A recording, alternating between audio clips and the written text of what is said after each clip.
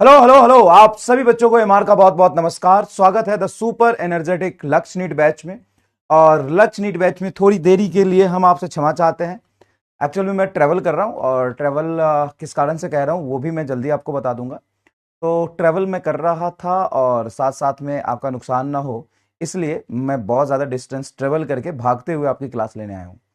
Yes, तो अभी मैं पटना में हूँ और आई एम सॉरी, कुछ बहुत अर्जेंट काम था। तो उस काम को करने के बाद ये मैं आपको 3 दिन बाद बताऊंगा, है ना। क्या काम था ये 3-4 दिन बाद मैं आपसे शेयर जरूर करूंगा, ठीक है। तो बहुत मुश्किल हुआ, लेकिन फिर क्लास मैं चाहता था कि मैं किसी तरीके से लूं, तो क्लास आपकी फाइनली हो रही है। चलिए, तो आज हम पढ़ेंगे करंट इलेक्ट्रिसिटी का लेक्चर नंबर 6। और उस लेक्चर नंबर 6 में जो हमें करना है उसका गोल आपको समझाते हैं। तो सर्किट एनालिसिस हम पढ़ रहे थे, उसी को कंटिन्यू करेंगे। किरचॉफ्स लूप रूल को भी हम समझेंगे और सर्किट एनालिसिस करेंगे, ठीक है। चलिए, तो आज का जो गोल है उस पर फटाफट आते हैं। टुडेज गोल, टुडेज गोल चाहिए, इससे मिटता नहीं। Today's goal, today's goal, today's goal is, today's goal is Kirchhoff's law, Kirchhoff's law and reading of ammeter and voltmeter, ammeter and voltmeter। इसके बारे में पूरी बात करेंगे, है ना। चिंता करने की जरूरत नहीं है, इसके बारे में पूरा कंसेप्ट हम समझेंगे, ठीक है। और कल से आपका इसका संघर्ष असाइनमेंट आना शुरू हो जाएगा, तो चिंता मत करिएगा। कल से और ज्यादा इस पर क्वेश्चन आपको प्रैक्टिस करनी है ना। और ज्यादा आपको क्वेश्चंस इस पर सॉल्व करने के लिए मिलेंगे, ठीक है। ड्यूरेशन, अब ड्यूरेशन देखो, ज्यादा देर तो नहीं पढ़ा पाऊंगा, 8:30 में क्लास खत्म कर दूंगा, ठीक है। 1 घंटे 10 मिनट 15 मिनट तो पढ़ोगे ना बेटा। 1 घंटे 10-15 मिनट भी नहीं पढ़ोगे तो फिर तो मजा ही नहीं आएगा। लेक्चर अभी 6ठा लेक्चर ही हुआ है। करंट इलेक्ट्रिसिटी एक बहुत बड़ा सेक्शन है, अभी 6th लेक्चर ही हुआ है। कम से कम 7 लेक्चर तो और लगेंगे, है ना। 7-8 लेक्चर तो और लगेंगे। क्लियर है, ठीक है। और एक चीज मैं और आपके बैच में शुरू कर रहा हूं कि हर क्लास में, क्लास के लास्ट में एक ऐसा क्वेश्चन आपको दूंगा जो आपसे लैंग्वेज वाइज टफ होगा, जो थोड़ा मुश्किल होगा, आपको घुमा फिरा के बहुत दिमाग लगाना पड़ेगा और फिर जाके वो सवाल सॉल्व होगा, ठीक है, ठीक है। चलिए, तो शुरू करें। उस क्वेश्चन को आप चैलेंज की तरह लीजिएगा।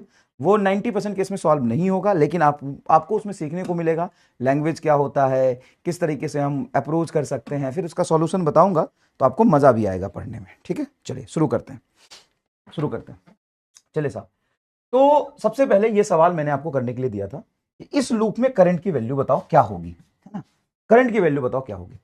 तो बड़े आसानी से आप एक काम कर सकते हो, बड़े आसानी से आप काम कर सकते हो, है ना। बड़े आसानी से काम कर सकते हो कि तुम ना यहां से चलना शुरू करो। मान लो ये पॉइंट एक्स है। अगर ये पॉइंट एक्स है तो यहां के पोटेंशियल को हम कुछ मान लेते हैं वीएक्स। ये हमने माना है, कुछ ना कुछ तो होगा सर। 0 मान लो, हाँ 0 मान ले, नहीं तो कुछ वीएक्स मान ले, कोई दिक्कत नहीं है। और यहां से मान लो कि सर्किट में करंट आई फ्लो कर रहा है। ये आई तुमने मान लिया ऐसे कर रहा है मान लो, या फिर कौन जीतेगा, 20 वोल्ट और 15 वोल्ट ऐसे करंट जाएगा। ये डायरेक्शन जो आपने माना है, लॉजिकली इस डायरेक्शन में करंट फ्लो ना करके करंट कुछ इस डायरेक्शन में फ्लो करता हुआ होना चाहिए। देखिए, ऐसे कुछ करंट फ्लो करता हुआ होना चाहिए, ऐसे इस तरह से कुछ करंट फ्लो करता हुआ होना चाहिए। तो ये मान लो कि करंट आई फ्लो कर रहा है ना। मान ही लिया हमने, सर हम ऊपर मान लेते तो इधर मान लेते, और अगर करंट आपका पॉजिटिव आता तो इसी डायरेक्शन में होता। समझ रहे हो, करंट की डायरेक्शन आप कहीं भी मान लेंगे। अब यहां से चलना शुरू करिए और पूरे लूप में कूदिए। तो कूदो कंसेप्ट आपको लगाना है, सिंपल कूदो कंसेप्ट। कहां से कूदना है, यहां से कूदना है आगे की तरफ। चलिए इस लूप की तरफ चलिए, ऐसे चलिए, अप्लाई कूदो कंसेप्ट। तो यहां पे कूदो कंसेप्ट लगा लेंगे, हाँ। और ये एकदम जनरलाइज मेथड है, इससे आपका सवाल बहुत आसानी से सॉल्व होगा। अब यहां पे चलो, मान लो पोटेंशियल वीएक्स है, तो लिखो यहां का पोटेंशियल कितना होगा, लिखो यहां का पोटेंशियल कितना होगा सर, वीएक्स। अब वीएक्स से आप आगे जाओगे, ऐसे बढ़ के ऐसे बढ़ के ऐसे जाओ, इधर पहुंचोगे तो तुम हाई से लो की तरफ कूद के आए, तो लिखोगे -5 वोल्ट। यस और नो। जब आप यहां पे हो वीएक्स पे, तो ऐसे जा रहे हो ऐसे जा रहे हो ऐसे जा रहे हो, हाई से लो पे कूद गया तो -5 वोल्ट। और करंट आगे जा रहा है, और करंट डायरेक्शन में जाओगे तो पोटेंशियल ड्रॉप होगा, तो यह आएगा आई करंट इंटू रेसिस्टेंस 1। फिर आप यहां गए, फिर लो से हाई की तरफ जाओगे तो इसको लिखोगे +10 वोल्ट। फिर आप इस तरफ जाओगे, करंट डायरेक्शन में जाओगे तो ये हो जाएगा -4i। फिर आप इसी डायरेक्शन में जाओगे, लो से हाई जाओगे +20 वोल्ट, +20 वोल्ट। फिर जब आप यहां पे जाओगे तो 5i माइनस करंट की डायरेक्शन में पोटेंशियल ड्रॉप होगा 5i, फिर तुम यहां पहुंच गए, लो से हाई जाओगे +15 और फिर यहां पे पहुंचने के बाद फिर ये -5i बराबर तुम यहां पहुंच गए, तो इसके पोटेंशियल को आप जहां पहुंचे हैं बराबर Vx लिख देंगे। जिस पॉइंट से कूद चल रहे थे उसी पॉइंट पे पहुंच गए, तो आप पोटेंशियल को इस तरीके से लिख सकते हैं, पोटेंशियल को इस तरीके से लिख सकते हैं। हाँ जी सर बताइए। हाँ जी सर, क्लास चल रही है सर, ठीक है, हाँ जी क्लास चल रही है, बढ़िया। क्या मैं ऐसे लिख सकता हूं? हाँ सर, यहां से कूदना शुरू करिए, तो Vx -5, क्यों? हाई से लो गए और करंट के डायरेक्शन में चलते तो इसमें पोटेंशियल ड्रॉप होता है यार, फिर आई यार यहां पहुंचे, फिर लो से हाई जाएंगे प्लस जो भी है 10 वोल्ट, फिर यहां पहुंचे, फिर यहां से यहां कूद के जाएंगे, यहां पहुंचे, फिर यहां से यहां कूद के गए, यहां पहुंचे, फिर यहां गए, यहां पहुंच गए। ठीक है भाई साहब? हाँ सर ठीक है, कोई दिक्कत नहीं है। अब एक बात बताओ, ये Vx को अगर इधर भेज दोगे तो ये Vx से Vx कैंसिल हो जाएगा क्या? हाँ, और जितने भी तुम्हारे आई वाले टर्म है, जैसे i -4i तो -5i, -5i -5i तो माइनस माइनस 10 और 15, 15i हो रहा है क्या? हाँ सर, निगेटिव साइन के साथ। और पोटेंशियल देखोगे तो देखो 15 वोल्ट और 20 वोल्ट, 35 और 10 45 में से 5 जाएगा 40 इज इक्वल टू 0। 15i को उधर भेज दो, 15i बराबर 40 ना, 15i उधर गया तो पॉजिटिव हो गया, i बराबर हो जाएगा 40/15। 8 बचे 40, 5 से कैंसिल करोगे 8 और 5 से कैंसिल करोगे 3, 8/3। और बहुत देर से आप ये 8/3 जवाब दे रहे थे, very impressive, very impressive, very impressive. बहुत देर से आप जवाब दे रहे थे, तो आपने क्या किया? कूदा। सर कूदते तो हम तब है ना जब किसी एक पॉइंट से दूसरे पॉइंट तक जाना होता है। यहां तो सर हम जहां से चले कूद के इस पूरे लूप में, कूद के इस पूरे लूप में कूद के यहीं पहुंच गए। तो भाई अच्छी बात है ना, जहां से चलना शुरू किया वहां का पोटेंशियल लिखा, फिर चेंज इन पोटेंशियल, फिर चेंज इन पोटेंशियल, फिर चेंज इन पोटेंशियल, फिर चेंज इन पोटेंशियल, फिर चेंज और जहां पहुंचे बराबर वहां का पोटेंशियल। तो ये कट गया। अगर आप किसी एक पॉइंट से कूद के दूसरे पॉइंट तक जाते हो तो यहां का पोटेंशियल कुछ और है, यहां का पोटेंशियल कुछ और लिखेगा। जैसे तुम यहां से कूद के यहां आते हो तो पोटेंशियल कुछ और लिखोगे, यहां से कूद के यहां जाते हो तो अलग पॉइंट है, पोटेंशियल कुछ और आएगा। लेकिन जहां से चले थे वही पहुंच गए, तो ये वाला टर्म कैंसिल हो जाएगा। हाँ, ये क्या है सर? ये जब हम यहां पे कूदे थे तो चेंज इन पोटेंशियल, फिर यहां कूदे थे चेंज इन पोटेंशियल, फिर यहां कूदे थे चेंज इन पोटेंशियल, फिर यहां का चेंज, यहां का चेंज, यहां का चेंज, यहां का चेंज। तो जिस पॉइंट से आप चलते हो उसी पे पहुंच जाओगे, तो इसका मतलब लूप में कूदा, इसका मतलब लूप में कूदो या कूदा, लूप में कूदा। और लूप में कूदा तो जहां से चला वहीं पहुंच गया, तो ये कैंसिल हो जाएगा। तो सारे sum of change in potential, sum of change in potential sum of change in potential is equal to 0 आ जाएगा क्या? सर कैसे? देखो बेटा, सबसे पहली बात, जहां से आप चलना शुरू किए यहां का पोटेंशियल देखो, यहां का पोटेंशियल, फिर यहां पे चेंज हुआ, फिर यहां चेंज हुआ, फिर यहां चेंज हुआ, यहां चेंज हुआ, यहां चेंज हुआ, यहां हुआ, यहां हुआ, यहां हुआ, बराबर ये पोटेंशियल। तो ये टर्म तो आपका कैंसिल हो गया, तो सारे चेंज बराबर 0 ही तो आ रहा है।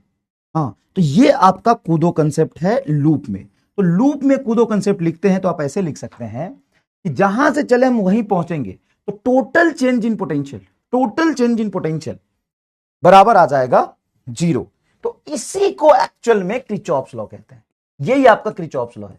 क्रिचॉप्स लॉ एक ऐसा लॉ है जो 99% बच्चों को समझ नहीं आता, जिस पर बिना यूज किए हुए मैंने तुमसे सवाल करा दिया। यही एक्चुअल में क्रिचॉप्स लूप रूल है, जो अभी बताऊंगा। क्रिचॉप्स लूप रूल है, यही बताऊंगा। Another method, what is the problem in this method? This is the simple method, ये आप पहले भी कर चुके हो। ऑल आर इन सीरीज, हाँ बिल्कुल सीरीज में है। देखो, जितना करंट आई इसमें गया है आगे, उतना ही इसमें आई, उतना ही इसमें आई, उतना ही इसमें आई, उतना ही इसमें आई। तुम चाहते तो एक काम करते, बैटरी में तो अलग से कूद लो, सारे रेजिस्टेंस को एक साथ मान लो, 4 1 5 5 5 10 5 15 -15 आई। डायरेक्ट भी लिख सकते थे, तो एक लूप में वैसे भी लिख सकते हो। हाँ, अगर इधर करंट कुछ और होता, तो हम फिर अलग अलग रेसिस्टेंस में पोटेंशियल ड्रॉप लिखते। लेकिन सिंपल है, इसमें जितना आई इतना ही, इसमें उतना ही, उसमें इतना ही, तो सारा रेजिस्टेंस को एक साथ भी सीरीज में मान सकते हो, क्योंकि सेम करंट शेयर कर रहा है। तो 15i भी डायरेक्ट आप लिख सकते थे। तो ये जो मैंने आपको सवाल कराया, जिसका आंसर दे रहे थे और कॉन्फिडेंटली दे रहे थे, लेकिन जिस टॉपिक पे ये सवाल था वो तो आप पढ़े ही नहीं थे। क्रिचॉप्स लूप रूल है ये, तो क्या बात कर रहे हो? हाँ, ये क्रिचॉप्स लूप रूल है। जो बच्चे को समझ नहीं आता वो ऑलरेडी आप पढ़ चुके हो, कर चुके हो। अगर आपको फील आया कि सर अगर हम किसी एक पॉइंट से दूसरे पॉइंट तक जाएंगे तो यहां का पोटेंशियल, फिर कूदा कूदा कूदा कूदा बराबर जहां पहुंचा वहां का पोटेंशियल, लेकिन जिस पॉइंट से चला उसी पॉइंट पर हम घूम के आ गए हैं, तो इसी कूदो कंसेप्ट में यहां का पोटेंशियल घूम के जहां पहुंच चले थे वहीं पहुंच गए तो वहां का पोटेंशियल ये कट गया, तो टोटल चेंज इन पोटेंशियल बराबर जीरो हो जाएगा लूप में, और इसी को हम किरचॉफ्स लॉ लूप रूल कहते हैं। ठीक है, 50% सिर्फ समझ आया तो कमेंट बॉक्स में दिल बना दो, लेकिन क्यों 50% समझ आया तो कमेंट बॉक्स में दिल बना दो, क्यों? क्योंकि मैंने अभी टॉपिक नहीं पढ़ाया है, उससे पहले ही मैंने तुमसे सवाल करा दिया। अभी मैं पढ़ाऊंगा इसको, मैं दोबारा बताऊंगा इसको, मैं तुम्हें लूप में चलना सिखाऊंगा भाई मेरे लूप में चलना सिखाऊंगा।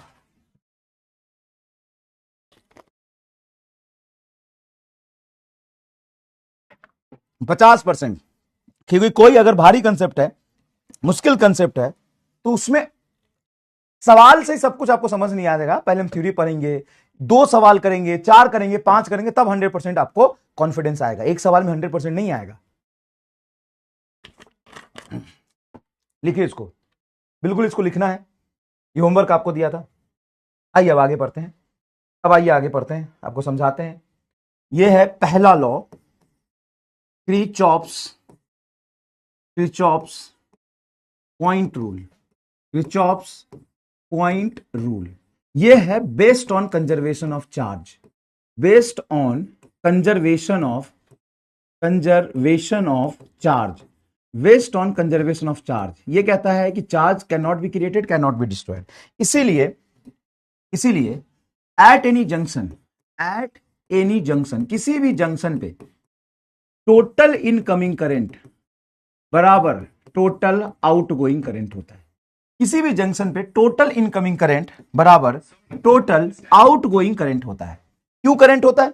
क्योंकि किसी भी जंक्शन पे total current, total charge conserve होगा, मतलब जितना जाएगा उतना निकलेगा, जितना आएगा उतना जाएगा, है ना। इसलिए आप इस लॉ को ऐसे अगर देखें, यहां से करंट मान लीजिए आया I1, यहां से गया I2, यहां से आया I3, तो लॉ क्या लिखेंगे?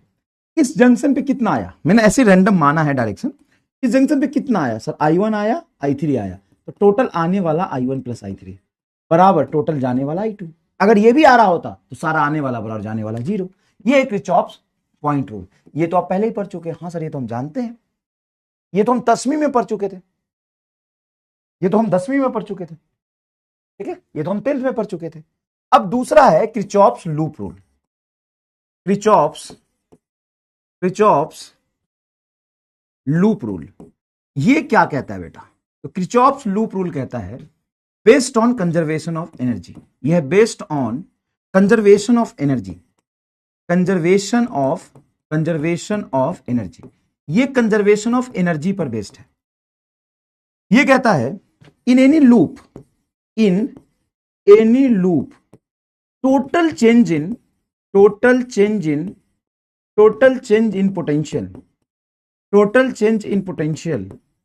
is equal to zero, total change in potential is equal to 0। Total potential में जो चेंज आएगा वो 0 के बराबर होगा, ये लॉ कहता है। अब ये लॉ कैसे कूदो कंसेप्ट है, आप कह सकते हो किरचॉफ्स लॉ काटो, कूदो कंसेप्ट पढ़ो। क्यों?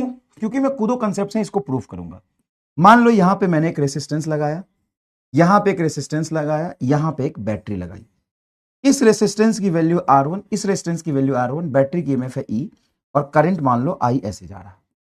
तो यहां पे किरचॉफ्स लूप रूल कहता है कि अगर आप इस पॉइंट से चले और क्लॉकवाइज लूप बना के यहीं पे पहुंचे, तो यहां पर पोटेंशियल आपको नहीं लिखना, सीधा लिखना है टोटल चेंज इन पोटेंशियल। बताओ, यहां से चलना शुरू किया मैंने और यहां गए, ऐसे गए, करंट की डायरेक्शन आगे, देखो करंट ऐसे जाएगा, आगे जाएगा। करंट की डायरेक्शन में जाओगे तो यहां चेंज कितना होगा? सिर्फ चेंज लिखना है। क्या लिखना है? In any loop total change in potential. यहां पे पोटेंशियल कोई चेंज हुआ? नहीं, सिर्फ चेंज लिखना है, यहां नहीं हुआ। यहां पे जब आगे जाओगे तो पोटेंशियल चेंज हुआ -IR1। क्यों? करंट की डायरेक्शन में पोटेंशियल घटता है। फिर यहां पे क्या होगा? करंट आगे जा रहा है, -IR2। फिर आप यहां पहुंच गए, टोटल चेंज नहीं। फिर यहां से यहां आओगे तो टोटल चेंज क्या होगा? +E बराबर जहां से चले थे वही पहुंच गए, तो टोटल चेंज इन पोटेंशियल 0। तो ये लूप में आपने लिखा है। अब बताओ, क्या ये कूदो कंसेप्ट नहीं है? सर कूदो कंसेप्ट और इसमें थोड़ा फर्क है कि कूदो कंसेप्ट एक लूप के लिए नहीं जनरलाइज होता है। कूदो कंसेप्ट हम यहां से चल के यहां भी लिख सकते हैं, लेकिन किरचॉफ्स लूप रूल में लूप में ही चलना पड़ेगा। तो कूदो कंसेप्ट मोर जनरलाइज है। इसमें कूदो कंसेप्ट में क्या करना है कि आपको यहां से चल के यहां तक भी लिख सकते हैं, है ना, यहां और यहां का पोटेंशियल का रिलेशन, यहां से यहां का लिख सकते हैं, यहां से यहां का लिख सकते हैं। लूप में क्या कहता है कि तुम जहां से चले वहीं पे कूद के आ जाओ। तो यहां का potential change change change change बराबर यहां का पोटेंशियल, तो ये Vx से इधर वाले उधर कट जाएगा तो सिर्फ चेंज बचेगा। तो total change in potential in a loop is equal to 0। अब तुमको 60% समझ आ गया तो कमेंट बॉक्स में दिल बनाओ। 60% समझ आ गया तो किरचॉफ्स लॉ खत्म हो गया। किरचॉफ्स लॉ खत्म। 6 क्यों निगेटिव क्यों लिया भाई? अगर मैं करंट की डायरेक्शन में जाऊंगा तो पोटेंशियल घटेगा, करंट की डायरेक्शन में जाऊंगा तो पोटेंशियल घटेगा, लो से हाई आऊंगा बैटरी में पोटेंशियल ऐड होगा। ये तो नहीं पूछना चाहिए था, साइन गोली मार दूंगा। 60% समझ आया तो कमेंट बॉक्स में आग लगा दो, 60% समझ आया तो।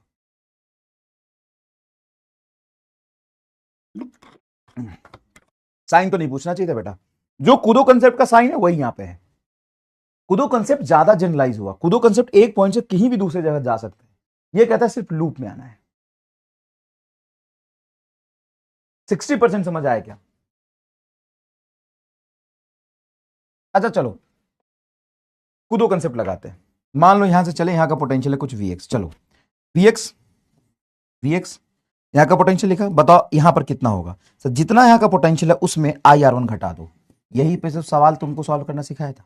फिर यहां पहुंच गए, यहां पे जितना पोटेंशियल है IR2 घटा दो तो माइनस IR2, फिर तुम यहां पहुंच गए, फिर यहां पहुंच गए, यहां पे जितना पोटेंशियल हो में प्लस ई कर लो, प्लस ई कर लिया, बराबर तुम यहां पहुंच गए, फिर तुम यहां पहुंच गए बराबर Vx, बराबर Vx। अब Vx से Vx कट गया क्योंकि जहां चले थे वही पहुंच गए, तो बचा क्या? Minus IR1 minus IR2 plus ई बराबर 0। बताओ ये कूदो कंसेप्ट है कि नहीं? ये कूदो कंसेप्ट है कि नहीं? तो आप जहां से चले थे वहां का पोटेंशियल लिखे और बराबर जहां पहुंच गया वहां का पोटेंशियल लिख दिया, बीच में जितने चेंज हुए वो लिख दिया, तो ये इससे कट गया। मतलब कूदो कंसेप्ट का स्पेशल केस को ही किरचॉफ्स लूप रूल कहते हैं। कूदो कंसेप्ट के स्पेशल केस को हम लूप रूल कहते हैं बस। अब इस कूदो कंसेप्ट से आपने कितने सवाल लगाए हैं बताइए? इसकी कितनी प्रैक्टिस आपको मैंने कराई है बताइए ना, कितनी प्रैक्टिस इस पर मैंने कराई है, कितनी ज्यादा प्रैक्टिस कराई है। चलो आओ एक सवाल लिखते हैं यहां पे और तुम्हारी किरचॉफ्स लॉ पे पीएचडी हो जाएगी। मान लीजिए यहां पे एक रेसिस्टेंस हम लेते हैं R1, यहां पे एक बैटरी लेते हैं ऐसे, ये है रेसिस्टेंस कुछ R2, इसका पोटेंशियल है E2, यहां पे एक बैटरी लेते हैं हम ऐसे E1, यहां पे इसका रेसिस्टेंस है R1 और इसको ऐसे कनेक्ट कर देते, ठीक है भाई, ऐसे कनेक्ट कर देते, ऐसे कनेक्ट कर देते, ठीक है। बताओ कोई दिक्कत? नहीं सर कोई दिक्कत नहीं। अब ये सर्किट में गिवन है, यहां से करंट कुछ आ रहा है I1 और यहां से इस वायर में I2 करंट आ रहा है, इधर से I2 आया, इधर से I1 आया, तो बताओ ये I1 पहुंचेगा यहां पे और I2 पहुंचेगा इसमें, यहां से चला गया कुछ करंट I। तो इस पॉइंट पे अगर आप पॉइंट रूल लगाओगे, यहां पे पॉइंट रूल लगाओगे, ये करंट कैसे आया सर? हमने माना है, हमने माना है, ये गिवन सर्किट है, इधर से I1 आया है, देखो इधर से I1 आया है, यहां पहुंचा, इधर से I2 पहुंचा और दोनों मिलके I इधर गया, तो इस जंक्शन पे I बराबर क्या I1 प्लस I2 लिख सकते हैं। अब ये सवाल ये है, apply apply Kirchhoff's law, Kirchhoff's law in a loop, in a given loop, in a given loop, given circuit, given circuit, given circuit में जो लूप बन रहा है उसमें किरचॉफ्स लॉ अप्लाई करो, ठीक है, ठीक है। देखो अब तुम्हें नहीं करना, मैं भी सिखा रहा हूं, सवाल देखो, तो ये सर्किट तुम्हें दिया हुआ है, ये पहले से बेटा सर्किट दिया हुआ है, ऐसा नहीं कि सर्किट आपके पास है, ये सर्किट दिया हुआ है, ये सब पहले से दिया हुआ है, इसमें करंट वरेंट सब दिया हुआ है। अच्छा नहीं दिया हो तो मान लेते कि मान लो इधर से I1 आया, मान लो इधर से I2 आया, यहां पहुंच के दोनों I उधर चला गया। अब इसमें इस लूप को हम मानते हैं लूप 1, इसको हम मानते हैं लूप 1 इसको। अच्छा ठीक है, ये लूप 1 हो गया, देखो ऐसे यहां से चलेंगे और ऐसे क्लॉकवाइज घूम के हम यहीं पे पहुंच जाएंगे, ठीक है, ऐसे चलेंगे क्लॉकवाइज घूम के यहीं पे पहुंच जाएंगे। देखो यहां से चलेंगे, ये करंट I1 आगे जा रहा है, यहां चलेंगे और ऐसे आके ऐसे आके ऐसे आके ऐसे आके क्लॉकवाइज घूम के यहीं पे पहुंच जाएंगे, ठीक है। इसको हमने बोल दिया लूप 1। अब हम लूप 1 में apply Kirchhoff's law, apply Kirchhoff's law. अब तुम्हें जितना समझाया उसके अकॉर्डिंग लिखो एक बार, ठीक है। किरचॉफ्स लॉ अप्लाई करो इस लूप में, ऐसे घूम के चलो और जितना चेंज इन पोटेंशियल है उसका सम जीरो कर दो, खुद अप्लाई करो रफ पेज में। I1 की डायरेक्शन होगा, ये तो मैंने खुद मानी है बेटा कि I1 इधर आएगा, मैंने खुद एज्यूम किया, मतलब सर्किट में दिया हुआ है बस, ठीक है ना, सर्किट में दिया हुआ है, ठीक है। चलो अब रफ पेज में इसको लिखो, रफ पेज में लिखो, रफ पेज में लिखो, चलो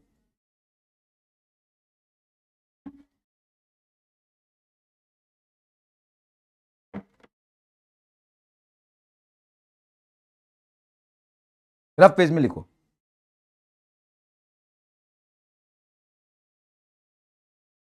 चलो रफ पेज में लिखो। सर हमेशा क्लॉकवाइज ही मानना है, नहीं हम उल्टा भी चल सकते, कूदो में भी बताया था, तुम इधर से उधर जाओ इधर से उधर, कोई प्रॉब्लम नहीं है। अगर कई पोटेंशियल जोड़ दे सर्किट में तभी तो लूप रूल लग सकता है ना, हाँ तो इसीलिए तो किरचॉफ्स लूप रूल एक बेकार, मतलब बेकार नहीं, मतलब एक लूप के लिए सही है, लेकिन कूदो कंसेप्ट हर जगह सही है। वाह यार बहुत बढ़िया बात बोला अनुज मान सिंह, इसलिए तो आपको कूदो कंसेप्ट बोलो ओपी, क्योंकि हर जगह वो पहनाता है सर्किट को टोपी, और लूप रूल तो तभी लगेगा जब लूप होगा। मजा आ गया, बहुत सही बात बोला। सर करंट का डायरेक्शन कैसे लिखा प्लीज बताइए, क्वेश्चन में गिवन है बेटा, नहीं गिवन होगा तो आप मान लो कि I1 इधर जा रहा है, तो हम I2 इधर मानेंगे, मान ले तो I1 इधर गया I2 इधर चला गया, तो मान ले इधर से कुछ करंट लूप में कहीं तो करंट जा रहा होगा ना। ऐसे भी सिखाऊंगा सर I1 से हायर कैसे गया, अरे ये माना है बेटा, बैटरी अगर छोटा हो तो अंदर उसमें करंट नहीं भेज सकते हैं चार्ज करने के लिए, तो मानना है वो, तो तुमको इधर मान इधर मान लो, कोई दिक्कत नहीं है। तो लेकिन हम कैसे मान सकते हैं करंट अगर उल्टा जा रहा होता तो, अच्छा मान ले करंट तुमने इधर मान लिया, या सर्किट में दिया हुआ है कुछ भी है, तुमने मान लिया है सर्किट में दिया हुआ है, लेकिन वास्तविकता में करंट अगर इधर जा रहा होता तो तुमने जो माना है वो निगेटिव आ जाएगा, इसका मतलब जिधर माना है उसका अपोजिट जा रहा है करंट, ये कुछ नहीं करना। चलो चलो अब यहां से चलना शुरू करते हैं, तो इस लूप में, लूप 1 में कहीं एक पॉइंट चूज करो और वहां से चलना शुरू करो। चलो ये चूज किया, बताओ यहां पे कोई पोटेंशियल चेंज हुआ नहीं, कोई बैटरी कोई रेजिस्टेंस नहीं, कोई बैटरी कोई रेजिस्टेंस नहीं, कोई बैटरी कोई रेजिस्टेंस नहीं, यहाँ पे हायर से लोअर जा रहे हो तो -E2, और इस करंट के अपोजिट देखो करंट आगे जा रहा है I2 और तुम पीछे आ रहे हो, तो लिखोगे प्लस I2R2, फिर बेटा तुम यहां आ गए, फिर तुम करंट की डायरेक्शन में जा रहे हो, ये देखो करंट I1 आगे जा रहा है, करंट डायरेक्शन में पोटेंशियल ड्रॉप होता है I1R1, और हाई से लो जाओगे तो -E1, अरे वाह, इधर भी हाई से लो गया इधर भी हाई से लो गया, और तुम जहां चले थे वहीं पहुंच गए बराबर 0। अब क्या करो, ऐसे लिख सकते हो E1 और E2 दोनों निगेटिव, उसको भेज दो तो हो जाएगा E1 + E2, है ना, दोनों ऊपर भेज दिया, इधर बच गया तुम्हारा I2R2 - I1R1। बेटा कह रहे हो कि ये मैंने यही रखा है, और इस दोनों को उधर भेज के पॉजिटिव बना दिया, ये आ गया तुम्हारी इक्वेशन। बोलो क्या ये मैच किया भाई? मैं ईमानदारी से बता रहा हूं किरचॉफ्स लूप रूल इतने आसानी से तुमने समझा है, इतने आसानी से बच्चे को नहीं समझ में आता, अगर आपने स्कूल में पढ़ा होगा या कोई दोस्त से पूछ लेना, नहीं समझ आता, जितने आसानी से तुमने लगा लिया। क्यों? क्योंकि तुम कूदो कंसेप्ट जानते हो। अगर तुम कूदो कंसेप्ट नहीं जानते बताओ इसमें कितना कंफ्यूज होते, करंट की डायरेक्शन में, करंट के अपोजिट में, कब प्लस कब माइनस। अब चल ये लूप 2 लेते हैं, अब बच्चों कह रहे थे ना कि हम हमेशा क्लॉक चलेंगे, नहीं हमने ये लूप 2 लिया, अब लूप 2 में लगाओ loop rule, in loop 2, in loop 2, 2 में लगाओ, 2 में लगाओ, 2 में कैसे लगाओगे, तो तुम यहां बैठ जाओ, यहां से बैठ के ऊपर चलो, फिर करंट, अच्छा किधर नहीं, यहां बैठ जाओ, यहां बैठ जाओ, उल्टा चल रहे हो तुम, ऐसे देखो क्लॉकवाइज चल रहे हो, देखो क्लॉकवाइज लिया तुमने, और ये तुम्हें मानना है, तुम्हें मानना है। चलो सर लेकिन अगर हम क्लॉकवाइज चले एंटी क्लॉकवाइज चले तो आंसर सेम आएगा, अलग नहीं आएगा। चलो यहां से क्लॉकवाइज चले, देखो ऐसे चल रहे हैं हम, ऐसे ऐसे चलो, चलो यहाँ से यहाँ पे थे, हाँ यहाँ पहुंचे और यहाँ के बाद यहाँ चेंज हुआ, तो देखो करंट कैसे जा रहा है, यहाँ पे आई ऐसे आ रहा है, और तुम यहां से उल्टा जा रहे हो तो लिखोगे plus I into capital R 1, capital R ही लिखो क्योंकि ये स्मॉल R1 है, ये R2 है, तो इसको कैपिटल R लिखो, इसको बेटा कैपिटल R लिखो, ठीक है, कैपिटल R लिखो, इसमें माइनस लगाने की कोई नीड नहीं, इसमें कैपिटल R लिखो। तो आप ऐसे जा रहे हो, देखो यहाँ पे थे और अब क्लॉकवाइज चल रहे हो, ऐसे पहुंचे, फिर करंट के अपोजिट जा रहे हो तो प्लस आई आर, फिर तुम यहां पहुंचे, यहां से उल्टा होगे तो हाई से लो जाओगे तो माइनस E2, और फिर तुम यहां पहुंच रहे हो, फिर करंट के अपोजिट जा रहे हो, देखो ना तुम ऐसे चल रहे हो, फिर करंट के अपोजिट जा रहे हो तो प्लस I2R2 बराबर 0, ये इक्वेशन है। तुम कैसे चल रहे हो, तुम ऐसे चल रहे हो क्लॉक वाइज, यहां से चले यहां पहुंचे, बताओ करंट के अपोजिट में प्लस, फिर यहां पहुंचे, फिर हाई से लो जाओगे माइनस, और फिर यहां पे करंट के अपोजिट, क्योंकि I2 ऐसे जा रहा है, I2 इधर जा रहा है, करंट की डायरेक्शन में माइनस, करंट के अपोजिट में प्लस, खत्म। रॉन्ग है सर, RNT है। कौन सा आर?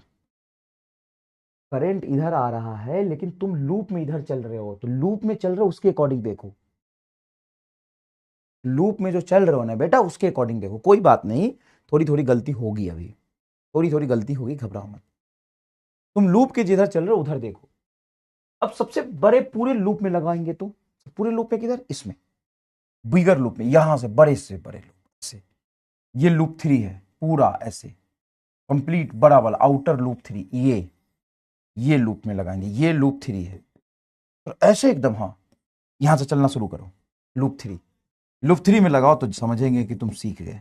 लूप 3 यहां से सर ऐसे चले, हाँ यहाँ से चलो, मैंने यहाँ से बना, इसका मतलब ये नहीं कि जहां चलो वहां पहुंचना, यहाँ से चल रहे, यहाँ चल रहे हैं, कोई बैटरी कोई रेजिस्टेंस नहीं, कोई बैटरी कोई रेजिस्टेंस नहीं, यहाँ पहुंचे, और तुम इधर जा रहे हो, तो लिखोगे प्लस आई और आर प्लस में, फिर तुम यहाँ आए, फिर यहाँ आए, फिर यहाँ पहुंच गए, यहाँ आउटर चल रहे हो, फिर तुम करंट की डायरेक्शन में जा रहे हो, तो करंट की डायरेक्शन में जा रहे हो, एक मिनट, करंट की डायरेक्शन में जाओगे तो माइनस आएगा, सॉरी ये जल्दीबाजी में भी कई बार गलत हो जाता है, माइनस आई आर, फिर तुम करंट की डायरेक्शन में जा रहे हो तो माइनस I1R, फिर तुम हाई से लो जाओगे तो माइनस E1, और यहां पहुंच गए जहां से चले थे बराबर 0 हो गया, तीसरा इक्वेशन हो गया।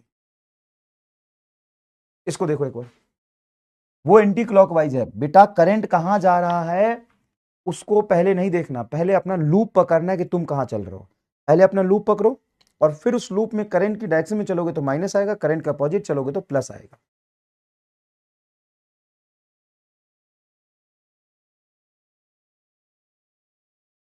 अगर क्लॉकवाइज चलोगे तो क्लॉकवाइज के हिसाब से लिखना, आंसर फाइनली सेम ही आएगा।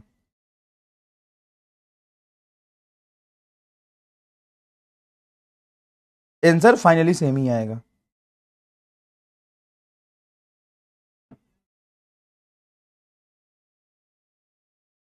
आंसर फाइनली सेम ही आएगा,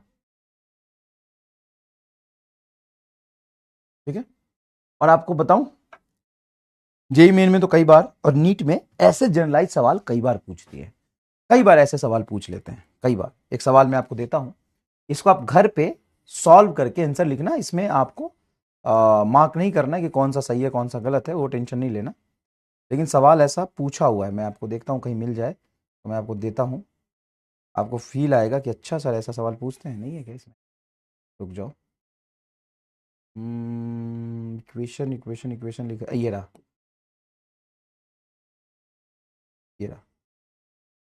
इसको कॉपी करना है आपको, इसको कॉपी करना है, इसको कॉपी करना है कि अलग अलग लूप में कैसे हम किरचॉफ्स लॉ लगाते हैं, अलग अलग लूप में कैसे लगाते हैं, ठीक है, ठीक है, लिखने दो, लिखो लिखो, लूप अपनी मर्जी से बनाते हैं, हाँ लूप अपनी मर्जी से बना देते हैं, और धीरे धीरे आपको और समझ आएगा ना, जैसे और क्वेश्चन प्रैक्टिस करेंगे तो और समझ आएगा। एक बार रिपीट कर दूं लूप 3, चलो लूप 3 रिपीट करते हैं। लूप 3 मैंने कैसे लिया है, ऐसे लिया है क्लॉकवाइज, तो लूप 3 तुम्हारा क्लॉकवाइज है और बाहर बाहर से चलना है, तुम यहाँ हो, हाँ, और क्लॉकवाइज चलना है, तो यहाँ हो, अब चलना शुरू करो, तो चलना शुरू करते तो पोटेंशियल नहीं लिखते, चेंज इन पोटेंशियल लिखते हैं, यहाँ से चले, कोई बैटरी कोई रेजिस्टेंस नहीं, कोई बैटरी कोई रेजिस्टेंस नहीं, कोई बैटरी कोई रेजिस्टेंस, तुम करंट की डायरेक्शन में जा रहे हो, देखो करंट आगे, करंट की डायरेक्शन में जाओगे तो पोटेंशियल यहाँ पे ड्रॉप होगा, तो माइनस आई आर, फिर तुम यहाँ पहुंचे, फिर यहाँ पहुंचे, फिर यहाँ पहुंचे, फिर तुम करंट डायरेक्शन में जा रहे हो तो -I1R1, फिर हाई से लो जाओगे तो -E1, लो भाई -I1R1 सब माइनस है, सब माइनस, करंट डायरेक्शन में माइनस, करंट डायरेक्शन में माइनस, और हाई से लो जाओगे माइनस, तीनों माइनस आएगा, और तीनों माइनस है, इसको उधर ले जाओगे तो तीनों प्लस हो जाएगा, अभी तीनों टर्म को उधर ले जाके लिखो तो प्लस हो जाएगा, तुम कौन सा टिक करेंगे, ये भी सही है वो भी सही है, तीनों ही माइनस, अच्छा एक बात बताओ, तीनों ही माइनस उधर 0 है तो निगेटिव कॉमन लेके भी तो उधर ले जा सकते हो, एक ही चीज है वो, ठीक है। तो सबसे पहले देखो आपको एक लूप लेना है और उस लूप के डायरेक्शन में चलना है, करंट की डायरेक्शन के अलोंग तुम्हारा लूप आ रहा है तो माइनस आएगा पोटेंशियल, करंट की डायरेक्शन में के अपोजिट तुम्हारा लूप जा रहा है तो प्लस आएगा। लूप 2 अगेन, चल भाई बता देता हूँ, लूप 2 बता देता हूँ। देख, इस लूप 2 में यहां से तुम चल रहे हो, ठीक है, यहां से ऐसे चलना, सर हम यहां चलेंगे, हाँ तो चल ले, ऐसे चल ले, एक ही बात है, कहीं से चल के तुमको उस लूप को पूरा करना है, यहां से चले, कोई चेंज नहीं, कोई चेंज नहीं, कोई चेंज नहीं, करंट के अपोजिट तो प्लस आई आर, फिर यहाँ है हाई से लो तो माइनस ई और plus IR2, IR minus E2 plus IR2। Current की डायरेक्शन में जाएंगे तो माइनस, करंट के अपोजिट जाएंगे प्लस। तुम ऐसे चले, करंट के अपोजिट हो गए, देखो आई आगे, तुम पीछे जा रहे हो, इधर आए, आई से लो, फिर तुम आगे जा रहे हो, करंट पीछे आ रहा है। लूप 2 भी बता दिया, लूप 2 भी बता दिया। क्या आपको समझ में आया अच्छे से? क्या आपको समझ में आया अच्छे से? ठीक है, इसको कॉपी मत करना, not copy, not copy, solve in rough page, solve in rough. Homework देता हूं, इसका लैंग्वेज डिकोड करना और खुद करना, तुमको मजा आएगा और कॉन्फिडेंस भी आएगा कि हाँ सर ये सवाल मेरे से हुआ है, ये सवाल मेरे से हुआ है, ठीक है ना बेटा, तुमको मजा आएगा। चलिए, ये है वैसे तो नीट 2025 का सवाल, नीट 2025 का सवाल, ठीक है। आइए इस सवाल को हम करते हैं, अच्छा सवाल है, नीट 2025 के one of the toughest question में से ये आता है। अब सवाल क्या है वो पहले आपको समझाता हूं। A constant voltage of 50 volt is maintained between the point A and B। पहले सुनना सीखना, इससे मैं कंसेप्ट सिखा रहा हूं, आपको नहीं करना, अभी समझना है, ठीक है। A पॉइंट और B पॉइंट के बीच में एक बैटरी लगा है 50 volt. Of the circuit shown in the figure, the current through the branch CD of the circuit is, CD मतलब यहां से C से लेकर D तक इस वायर में कितना करंट फ्लो करेगा वो पूछा है। क्या पूछा? Current in the branch CD, current in the branch CD। आपसे पूछा current through the branch CD, C पहले D बाद में मतलब CD, यहां से कितना करंट नीचे जा रहा होगा ये आपसे पूछा है। उस वायर में कितना करंट जाएगा? सर कैसे करेंगे इसको, ये तो कुछ टफ लग रहा है गुरुजी। अब इसका आसान मेथड मैं आपको बताता हूं। अब इधर कितना करंट गया है ये निकालने के लिए सबसे पहले आपको ये देखना पड़ेगा ना कि बैटरी कितना करंट अंदर घुसा रहा है, हाँ कि ना? हाँ सर, तो सबसे पहले आर इक्विवेलेंट इसमें निकाल लो और ये पता करो कि कितना करंट अंदर घुस रहा है, ठीक है। तो आर इक्विवेलेंट निकालो। आर इक्विवेलेंट कैसे निकालोगे? देखो, इस 1 ओम का पहला टर्मिनल कहां है? यहां पे, और इस 3 ओम का पहला टर्मिनल यहां पे, इस 3 ओम का दूसरा टर्मिनल यहां पे, और 1 ओम का दूसरा टर्मिनल यहां पे। क्या ये दोनों रेजिस्टेंस पैरेलल है? हाँ? इन दोनों का पैरेलल कॉम्बिनेशन में आर इक्विवेलेंट बताओ। पैरेलल कॉम्बिनेशन में आर इक्विवेलेंट आएगा 1 × 3, 1 + 3, 3/4। ये सर नॉट, 3 और 1 4 आ जाएगा बेटा। और ये पैरेलल देखो, 4 ओम और 2 ओम का पहला टर्मिनल और दोनों का दूसरा टर्मिनल एक साथ है। यहां पे आर इक्विवेलेंट आएगा 2 × 4 बटा 2 + 4 तो होगा 8/6, मतलब 4/3। अब यहां से एक रेसिस्टेंस ये लगा 3/4 और ये 4/3, दोनों सीरीज में है। तो नेट आर इक्विवेलेंट जो आएगा वो आएगा इन दोनों का पैरेलल जोड़ के 1 और इन दोनों का पैरेलल जोड़ के 8, इसके और इसके सीरीज में आ गया 3/4 प्लस 4/3। तो ये हो गया आपका 12, 4 × 12, 3 × 9 + 16, तो ये आ गया 25/12। तो बैटरी से जो करंट फ्लो करेगा, बैटरी की ईएमएफ 50 और बटा आर इक्विवेलेंट 25/12, 25 से कैंसिल होगा 2 और 12 ऊपर चला गया, 2 × 12 = 24 एम्पियर। मतलब यहां से करंट 24 एम्पियर आएगा। इतना समझ में आया? तो एक बार थम्स अप कर दो कि हाँ सर ये तो समझ आ गया। अब एक बात बताओ, ये 24 एम्पियर अगर घुसा है तो यहां से क्रॉस करके कितना निकला होगा? सर 24 एम्पियर ही निकलेगा। क्यों भाई? अरे भाई अगर बैटरी यहां पे 24 दे रहा है तो यहां भी 24 आया होगा, मतलब 24 निकला और 24 घुसा। अब मैं इसे क्या करूं कि इसमें करंट पता चले। इसमें तो सर जितना पोटेंशियल यहां का होगा उतना ही पोटेंशियल यहां का होगा। हाँ बिल्कुल, ये सिंपल वायर है तो पोटेंशियल सेम है तो करंट तो 0 जाना चाहिए सर, लेकिन 0 ऑप्शन ही नहीं दिया, नहीं तो सारे बायो ऑप्शन 0 टिक कर देते, क्योंकि वो गधे हैं। वो कहते कि सर यहां का पोटेंशियल और यहां का पोटेंशियल तो सेम होगा, जब पोटेंशियल ही सेम है तो करंट तो नहीं जाना चाहिए। भाई पोटेंशियल सेम होता है ना तो रेसिस्टेंस में करंट नहीं जाता है, वायर में तो, कनेक्टिंग वायर में तो जाएगा। ठीक है लल्लू लाम, कनेक्टिंग वायर में तो जाएगा। एक बात बता, यहां पे और यहां पे पोटेंशियल सेम है कि नहीं? हाँ, यहां पे करंट I1 नहीं जा रहा है ऊपर, I1 आया तो I1 क्या आएगा? तो कनेक्टिंग वायर में तो पोटेंशियल सेम होने पे भी करंट जाएगा। अच्छा, तो ऐसा क्या करूं कि इसमें करंट मुझे पता चल जाए? एक बात बताओ, एक बात बताओ, आराम से सोचो कि अगर मैं यहां पे करंट को I1 मानता हूं और यहां पे करंट I2 मानता हूं, तो ये I1 I2 में निकाल सकता हूं। हाँ सर, जो करंट यहां पे आया है वो दो हिस्से में पैरेलल ही तो बटा है। अच्छा हाँ, तो I2 को मैं लिख सकता हूं, यहां वाले करंट को लिख सकता हूं, ये वाला पैरेलल कॉम्बिनेशन में एक रेसिस्टेंस बटा 3 और 1 4 इंटू टोटल करंट आपका है 24, तो 6 चौका 24 मतलब 6 एम्पियर। 6 एम्पियर होगा, एकदम सही पकड़े हो, 6 एम्पियर होगा। अच्छा यहां बताओ I1, I1 को तुम लिख सकते हो ये रेसिस्टेंस 3 बटा, अच्छा ये छोड़ो, ये भी छोड़ो, ये जितना ज्यादा रेजिस्टेंस उतना कम करंट, जितना कम रेजिस्टेंस उतना ज्यादा करंट, मतलब ये 3 है और 3 गुना कम रेजिस्टेंस है A को, तो 3 गुना ज्यादा करंट जाएगा, मतलब 6 का 6 18 18 एम्पियर जाएगा। वैसे भी तुम बोल सकते हो यहां से 24 आया, अगर इधर 6 गया है तो बाकी 18 ऊपर जाएगा। अच्छा हाँ सर, ये तो कर सकता था मैं। अच्छा एक बात बताओ, अगर मैं बेटा आपसे यहां पे करंट पूछूं I3, ये निकाल सकते हो करंट? हाँ सर, पैरेलल कॉम्बिनेशन में ये वाला रेसिस्टेंस मैं लिखूंगा 4 बटा टोटल 4 और 2 6 इंटू टोटल करंट यहां से गया है 24, ये दोनों मिला के तो 24 आ रहा है, तो 6 चौका 24, 4 चौके 16 एम्पियर, ये 16 आ गया।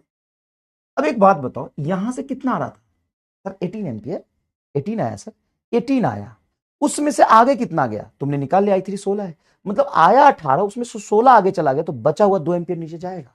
हाँ सर, टफ सवाल था।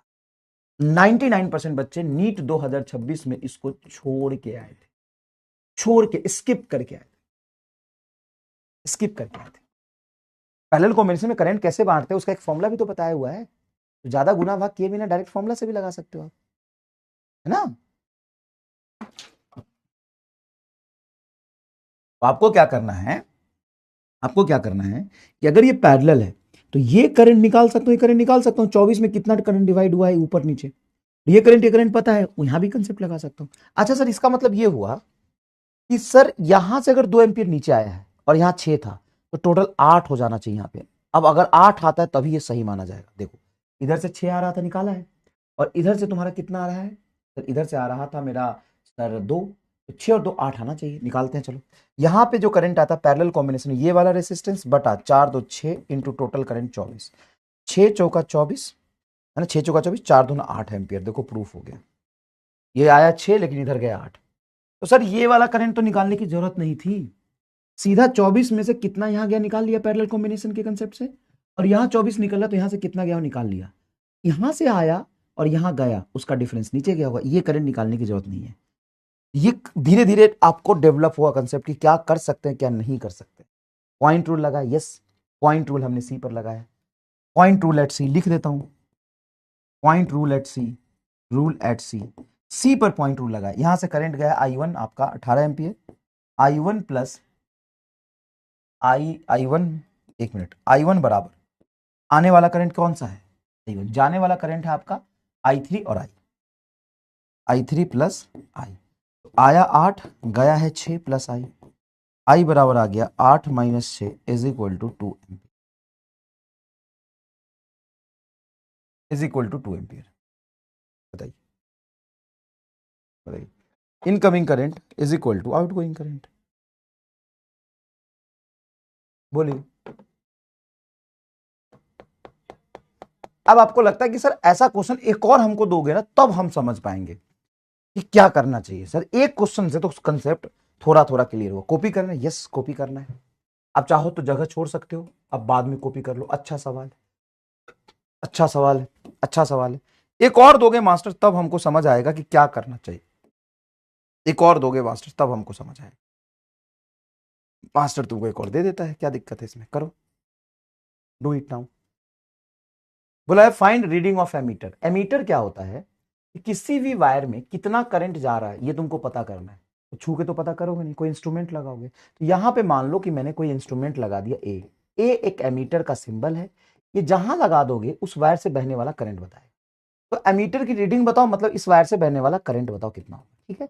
अब एक बार तुम खुद रफ में इसको ट्राई करो, मैं तुमको पूरा सॉल्व करके और पूरा दोबारा से बेसिक से समझाऊंगा। तुम रिपीट लिख रहे हो कोई प्रॉब्लम नहीं, मैं रिपीट करूंगा, नो प्रॉब्लम, लेकिन तुमको जितना समझ आया उस कंसेप्ट को अप्लाई करो। अभी तो सब कुछ समझाया मैंने, अभी तो सब कुछ समझाया मैंने, सब कुछ समझाया, अप्लाई करो, चलो रख करो। अरे लूप मेथड से होगा क्या, नहीं, इसमें कांस्टेंट क्यों दिया, बैटरी का पोटेंशियल कांस्टेंट होता है, तो कांस्टेंट दे भी दिया तो उसने क्या बुराई लिखी? बैटरी का ईएमएफ कांस्टेंट होता है, उसने लिख दिया तो उसमें क्या बुराई किया? कांस्टेंट क्यों लिखा? बैटरी का ईएमएफ वैसे भी कांस्टेंट होता है। फिर से समझा दो सर। i4 निकालते हैं आई क्योंकि आया 6, ठीक है, बट एक करंट का फॉर्मूला आया, वर्क क्यों किया? बिकॉज रेजिस्टेंस पूरा पैरेलल में तो नहीं है, ये तो अनसिंप्लीफाइड रेजिस्टेंस है। हाँ तो कोई दिक्कत नहीं है तो पैरेलल ही ना, अनसिंप्लीफाइड से क्या हो गया? आप एक बात बताओ, ये पैरेलल नहीं है। 6 ओम का पहला पॉइंट और 12 ओम का पहला पॉइंट क्या तुम एक साथ नहीं मान सकते हो? 6 का दूसरा और 12 का दूसरा क्या एक साथ नहीं मान सकते? पैरेलल है, बिल्कुल पैरेलल है। कैसे नहीं है पैरेलल? कैसे नहीं है पैरेलल? बताओ बताओ। एमीटर की रीडिंग बताओ, चलो एमीटर की रीडिंग बताओ, चलो चलो सॉल्व करते हैं, चलो सॉल्व करते हैं, ठीक है आओ, चलो सॉल्व करते हैं आओ। ये है आपका 6, ये आपका 6, ये आपका 12 और ये आपका है 12, ऐसा बना है। देखिए ये 6 ओम, ये 6 ओम, ये 3 ओम और ये 12 ओम, 3 ओम, ये 12 ओम। और यहां से मैंने एक वायर कनेक्ट कर दिया और ऐसे लेकर के हमने 36 वोल्ट की एक बैटरी लगा दी, 36 वोल्ट की एक बैटरी लगा दी। अब बताइए कैसे सॉल्व? जल्दी फटाफट बताइए। तो सबसे पहले आपको निकालना पड़ेगा कि टोटल करंट आखिर यहाँ पे आ कितना रहा है। उसके लिए यहां से यहां तक का रेजिस्टेंस है। बताओ 6 और 3 तुम्हारा आर इक्विवेलेंट क्या आएगा यहाँ पे? तो 6 गुना 3 बटा 6 प्लस 3 मतलब 18 बटा 9 इज इक्वल टू 2। उसी तरीके से यहाँ क्या आएगा? ये 6 और 12 है, तो आर इक्विवेलेंट होगा 12 गुना 6 बटा 12 प्लस 6 18, 18 3 और ये 4 ओम। ओहो कितना सिंपल हो गया, ये 4 ओम ये 2 ओम। तो टोटल आर इक्विवेलेंट आपका नेट आएगा 4 प्लस 2 इज इक्वल टू 6 ओम। तो बताइए यहाँ पे करंट कितना जा रहा है? नेट करंट बैटरी से कितना करंट आया? तो बैटरी के लॉन्ग पोटेंशियल है 36 बटा 6, 6 एम्पियर। तो 6 एम्पियर का करंट आ रहा है। अभी 6 एम्पियर का करंट यहां से डिवाइड होगा दो हिस्से में, ऊपर जाएगा आपका कुछ I1 और नीचे आएगा कुछ आपका I2। अब I1 निकाल लो सर। I1 तो निकाल सकते हैं, बताइए सर। I1 होगा पैरेलल कॉम्बिनेशन में ये वाला रेजिस्टेंस 3 बटा 6 प्लस 3 9 इंटू टोटल 6, ये कटेगा 3, 6 बटा 3 2 एम्पियर। और यहां पे मान लीजिए ये I3 बताइए, ये रेजिस्टेंस 12 बटा 12 प्लस 6 इंटू टोटल करंट यहां से भी 6 जाएगा इंटू 6, तो 12 छक 72 बटा 12 6 18, तो ये आ गया 4 एम्पियर। देखो कितना आसान है। अब यहां पे तुम पॉइंट रूल लगा दो, एट सी ये करंट आया 2 बराबर आने वाला 2 बराबर ये मान लो तुम I, उधर है I3 तुम्हारा 6 प्लस I, कितना था? 2 था, 3 हाँ 2 आया 2, तो I बराबर तुम्हारा आया है 4 है, तो 4 है सॉरी 6 नहीं 4, ये 4 है, 4 प्लस I। तो I बराबर आ रहा है 2 minus 4 is equal to -2 ampere. -2 ampere ये बता रहे हैं कि तुमने नीचे करंट माना है, लेकिन करंट नीचे नहीं जा रहा है ऊपर जा रहा है, करंट नीचे नहीं जा रहा है ऊपर जा रहा है ना। माइनस क्या बता रहा है? करंट नीचे की तरफ नहीं जा रहा है। अगर मैं इसको C से D लेता हूं तो इसमें मैंने माना है C से D, लेकिन करंट निगेटिव आने का मतलब current D to C flow कर रहा है, D टू C फ्लो कर रहा है। करंट कैसे फ्लो कर रहा है? D टू C फ्लो कर रहा है,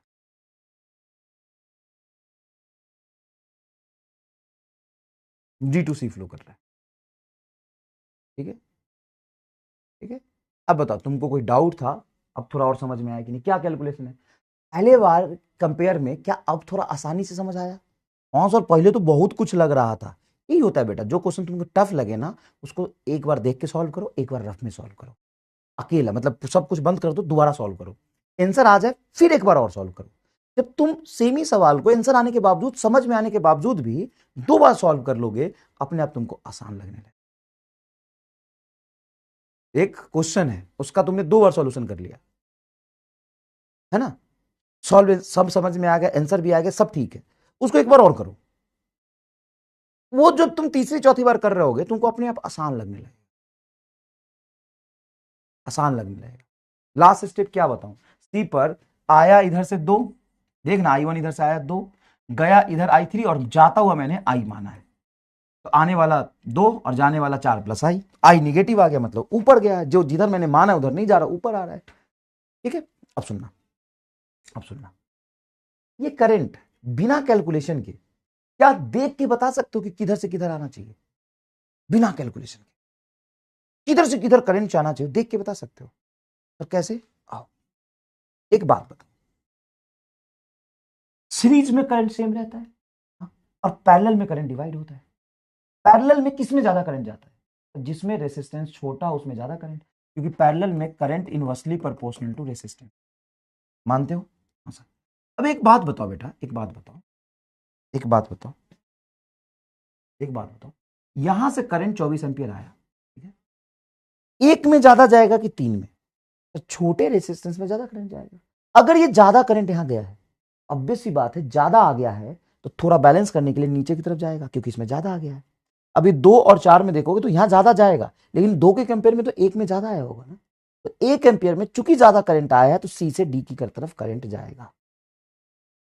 हाँ, इधर देख, यहां पर तुम देखोगे तो ये 6 है और ये 3 है। अब बताओ पैरेलल में करंट जब डिवाइड होगा तो ज्यादा कहां जाएगा? तो ज्यादा तो 6 के कंपेयर में 3 ज्यादा लेगा। हाँ, 3 ज्यादा ले लिया तो ये ज्यादा से कम की तरफ, मतलब डी से सी की तरफ जाएगा। बता बताओ। हेलो,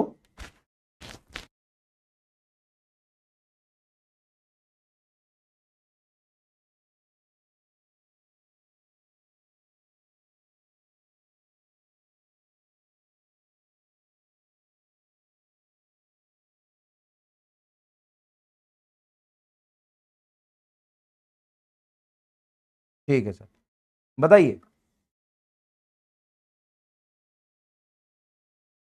समझ में आया? अच्छा, अब तुम्हें एक और बात बताऊं, एक और बात बताऊं, एक और बात बताऊं सर। क्या वी टेस्टन ब्रिज का नाम सुने हो? वी टेस्टन ब्रिज का नाम सुने हो? हाँ सर सुने तो है। क्या बी टेस्टन ब्रिज है? नहीं, ये बी टेस्टन ब्रिज जो तुम्हें पढ़ना है ना सिलेबस में, वो बैलेंस वाला पढ़ना है। एक और है जो कि एनसीईआरटी में लिखा है अनबैलेंस बी टेस्टन ब्रिज का, ये उससे भी टफ अनबैलेंस बी टेस्टन ब्रिज है। तुम जो सुने हो वो बैलेंस वाला कंडीशन सुने हो, नाम भी सुना होगा, balance Wheatstone bridge, Wheatstone bridge नाम सुना है। हाँ, ये वही वाला है, वो वाला बैलेंस वाला था। ये उससे भी आगे टफ वाला पढ़ना है, अनबैलेंस, वो है ये। अच्छा, ये अनबैलेंस वाला भी है? हाँ हाँ, हमको लग तो रहा था सर जी, वैसे वैसे फील आ रहा था, वैसे वैसे वाला ही। हाँ, इसका 6/3 का रेशियो आएगा 2, और 6/12 का रेशियो आएगा 1/2। तो 2 है इधर, 1/2 है, ये अनबैलेंस हो गया। ओ, बैलेंस नहीं है। बैलेंस वाला तो आसान है, अनबैलेंस वाला टफ है, वो पढ़ लिया तुमने। अच्छा गुरु जी, इसमें आर इक्विवेलेंट और वगैरह ये सब और पूछे बीच में कुछ लगा के वो अभी कराऊंगा, भले थोड़ा फील दे रहा हो। क्या ये बी टेस्टन ब्रिज वाला कंडीशन नहीं दिख रहा? हाँ, एकदम बी टेस्टन ब्रिज है। देखिए, इस पॉइंट से इस पॉइंट से 2 रेजिस्टेंस लगा और बीच में एक वायर है, वायर में रेजिस्टेंस भी हो सकता है। तो देखो, 6/3 का रेशियो बोलो तो 6/3 आएगा 2, और 6/12 का रेशियो आएगा 1/2। तो रेशियो मैच नहीं कर रहा, ये है 2 और ये 1/2, बैलेंस नहीं है, अनबैलेंस बी टेस्टन ब्रिज का एग्जाम्पल है, इसलिए बीच में करंट गया है। अगर मैं यहां पे ये रखूं 6/3 और ये करूं तो 12/6, तो यहां से करंट नहीं जाएगा, निकाल के देख लो, नहीं जाएगा, क्योंकि बैलेंस बी टेस्टन ब्रिज का कंडीशन अचीव हो गया। अगर मैं तुमको यहीं पे भी एक सवाल करा दूं, तुरंत से पहले एक सवाल करा दूं, देख, तुरंत से पहले एक सवाल करा दूं कि मैंने यहां पे एक रेसिस्टेंस लिया, यहां पे एक रेसिस्टेंस लिया, अभी वे भी कर तू, ये 6 ओम है और ये 3 ओम है, यहां पे ले लिया मैंने 12 ओम और ये ले लिया बेटा 6 ओम, और मैंने लगा दिया यहां पे एक बैटरी और बोला कि इस सीडी ब्रांच में बताओ करंट कितना जाएगा, आई, ये लिख दिया 20 वोल्ट, कुछ भी ले ले कोई दिक्कत नहीं है।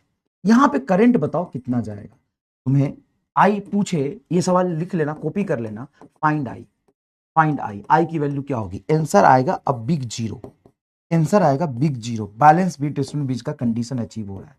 अब तुम सॉल्व करके देख लो, जैसे मैंने तुमको सिखाया है वैसे सॉल्व करके देख लो, सॉल्व करके देख लो, और लॉजिक से भी समझाता हूं।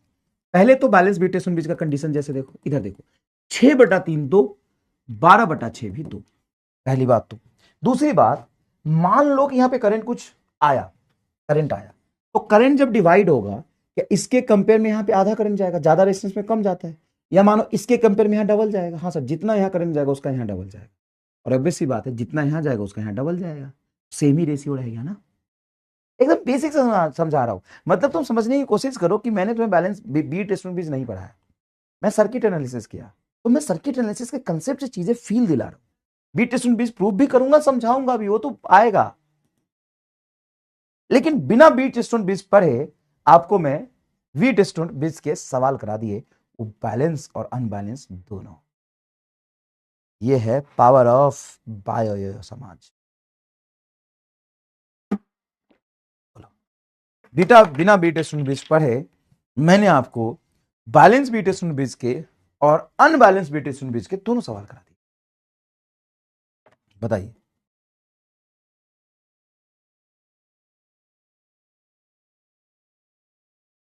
बताइए, बताइए, बताइए। 5 एम्पियर आ रहा है, आ ही नहीं सकता, 0 आएगा। करके देख, करके देख,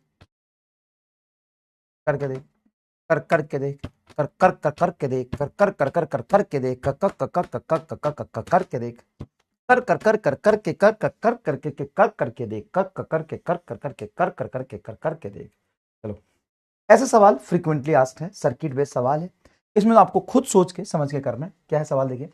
in the given circuit shown in a conducting wire is connected between the point A and B, then current in the wire will be, current in the wire, कौन सा वायर, 4 1 4 3, अच्छा ये वायर बोला है, यहाँ पे कनेक्ट कर तो करंट बताए तो कर लिया, बट पट पट पट पट पट पट पट पट पट पट, एक हो, यहाँ पे है 2 ओम, यहाँ पे है 2 ओम, और यहाँ पे है 1 ओम। और देख भाई, बीच में कोई तार नहीं जोड़ा है मैंने। सर काहे नहीं जोड़ा है? अबे मेरी मर्जी, सवाल मैं बना रहा हूँ कि तू बना रहा है? हाँ सर आप ही बना रहे हो, तो मैंने यहाँ पे नहीं जोड़ा है तार। सर जी काहे नहीं जोड़ा? लेकिन मेरी मर्जी नहीं जोड़ूंगा मैं, मेरी मर्जी नहीं जोड़ूंगा मैं। अच्छा जी, बुरा क्यों मान रहे हो? अब मैं नहीं जोड़ूंगा बाहर। अब बाहर जोड़ते हैं ना, पहले जोड़ा था ना, नहीं जोड़ूंगा। तो फिर सवाल पहले वाला नहीं रहा, हाँ तो दूसरा बन गया। अच्छा ठीक है, पूछो क्या पूछना है। मान लीजिए कि इसकी ईएमएफ मैंने दे दी 10 वोल्ट की, ठीक है, और यहां पे पॉइंट का नाम दिया एक्स और इस पॉइंट का नाम दिया वाई। क्या एक्स और वाई पे पोटेंशियल सेम होगा? क्या एक्स और वाई पे पोटेंशियल सेम होगा? सर तार जोड़ते तो सेम हो सकता था, लेकिन यहां पे तो आपने जोड़ा ही नहीं कुछ। हाँ नहीं जोड़ा, तो क्या चाहते हो? मैं चाहता हूं कि find V X minus V Y. बहुत कॉमन क्वेश्चन है, खूब पूछा जाता है, ये बहुत दिमाग खराब कर देगा तुम। ओके, कैसे करेंगे इसको, कैसे करेंगे इसको? पानी मिलेगा क्या? पानी पानी पानी। यार एक चीज तो मैंने देखा है कि क्लास में पानी का बोतल लेके बैठो ना तो पानी ज्यादा पिया जाता है, और पानी पीने की बहुत जरूरत है कि मेरा बढ़ गया है यूरिक एसिड, जिससे पैर में हमारा दिक्कत होता है, बहुत दर्द होता है।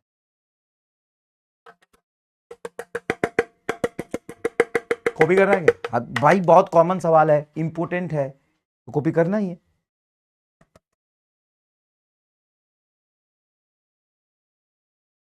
Thank you sir. बोलो potential difference V X minus V Y. Zero नहीं आएगा, जीरो जो बोलेगा उसको कूद के मारूंगा मैं। जीरो मत बोल देना बेटा, वायर नहीं जोड़ा है। कैसे करेंगे इसको? सबसे पहले आप इन दोनों को पैरेलल नहीं बोल सकते, क्योंकि बीच में तार वार तो है नहीं, पैरेलल कैसे बोलोगे? ऐसे थोड़ी ना है। अगर ये तार होता तो हम बोलते कि इसका दूसरा टर्मिनल और इसका दूसरा टर्मिनल कॉमन हो गया, तो ये पैरेलल है। ये पैरेलल अभी नहीं है, मैंने बीच में तार नहीं जोड़ा है। अच्छा अच्छा, फिर सर कैसे करेंगे? खुद देखो, आराम से समझो। ये दोनों तुम्हारा हो जाएगा सीरीज में, होगा। ये दोनों भी तुम्हारा हो जाएगा सीरीज में, होगा। देखो सीरीज ही तो है, देखो ये दोनों सीरीज ही तो है, इसमें क्या बुराई है? ये सीरीज ही तो है, और ये भी सीरीज में होगा। फिर इस पॉइंट और इस पॉइंट के बीच में ऊपर वाला और नीचे वाला पैरेलल हो जाएगा, तो ये भी ठीक है। फिर उसको सॉल्व करो, फिर मेन बैटरी से बहने वाला करंट आप निकाल सकते हो। हाँ सर, मेन बैटरी से करंट निकाल सकते हो। अब वो करंट क्या 2 हिस्से में बटेगा? हाँ सर, बढ़ जाएगा, बांटो। अब जब करंट बढ़ जाए, सोचना सीखो, करंट बढ़ जाए तो करंट बांटने के बाद क्या तुम एक्स से वाई की तरफ कूद सकते हो? हाँ। तो जब भी किसी दो पॉइंट के बीच में तुमको पोटेंशियल डिफरेंस देता है, सॉरी पूछता है, तो कूदना पड़ता है। जब भी किसी दो पॉइंट के बीच में पोटेंशियल डिफरेंस देता है तो तुमको कूदना पड़ता है। तो सर कूदना तो पड़ता है, कूदो। कैसे कूदे? कूद कूद के कूदो। ओहो, तो इसको सर से थोड़ा दिमाग लगेगा, थोड़ा हमको समय देंगे क्या? हाँ देंगे। तू तो हमको नहीं देता है, लेकिन हम तुमको देंगे। हम तुम्हारी तरह धोखेबाज नहीं है, बेवफा नहीं है। तुम्हारे साथ किसी ने बेवफाई किया और तू मेरे साथ, लेकिन मैं तेरे साथ नहीं करूँगा। हम तुमको देंगे, तो थोड़ा दीजिए समय। हाँ लीजिए, लगाइए दिमाग। गलत करेंगे ना तो उससे पता है क्या होगा? गलत करेंगे तो आपने क्या गलत किया है ना वो सीखेंगे, तो बाद में गलती नहीं होगी। अगर पहले ही मैं बता दूंगा ना तो प्रॉब्लम पता है क्या होगा? तुम सीख लोगे, तुमको मजा आ जाएगा, लेकिन बाद में हो सकता है कि तुम गलती कर दो कुछ ना कुछ, है ना? तो गलती तुम पहले कर लो ना। नहीं होगा आंसर चलेगा, नहीं होगा आंसर चलेगा। कुछ गलत करोगे चलेगा, लेकिन गलत करने के बाद सही सीखोगे ना, उसका मजा अलग है। चलिए तो मजा लीजिए प्लीज। चलिए सभी लोग करेंगे, पहले सॉल्व करिए अच्छे से, सॉल्व करिए अच्छे से। सभी लोग करेंगे, सभी लोग, सभी लोग करेंगे, सभी लोग करेंगे, सभी लोग करेंगे। चलिए सभी लोग करेंगे।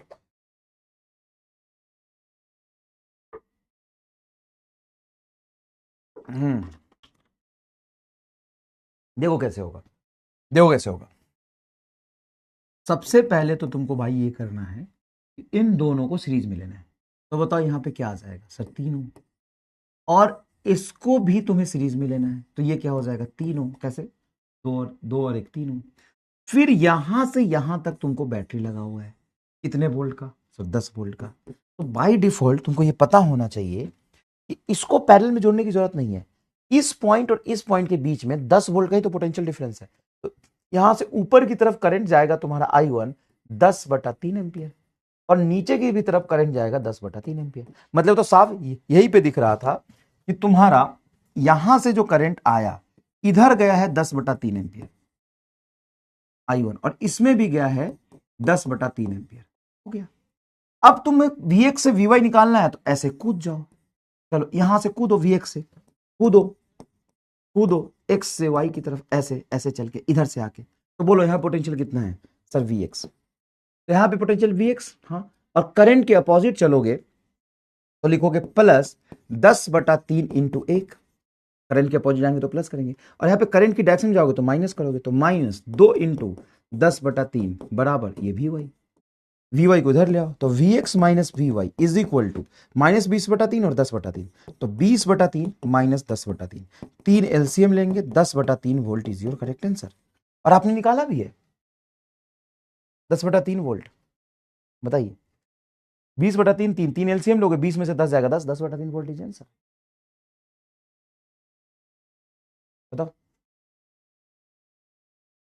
ला ला ला ला ला ला ला ला ला ला ला ला ला ला ला ला ला ला ला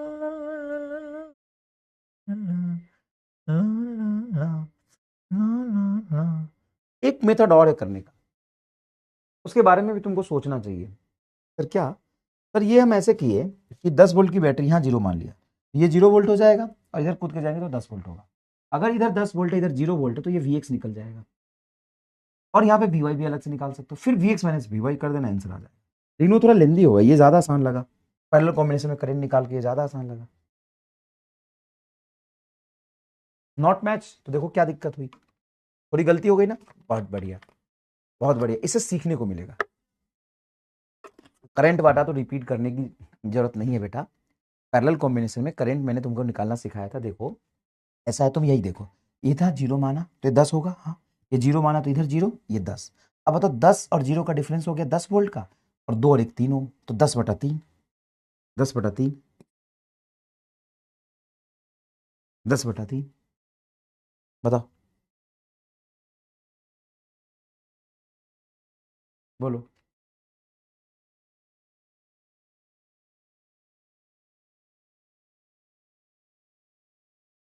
ठीक है,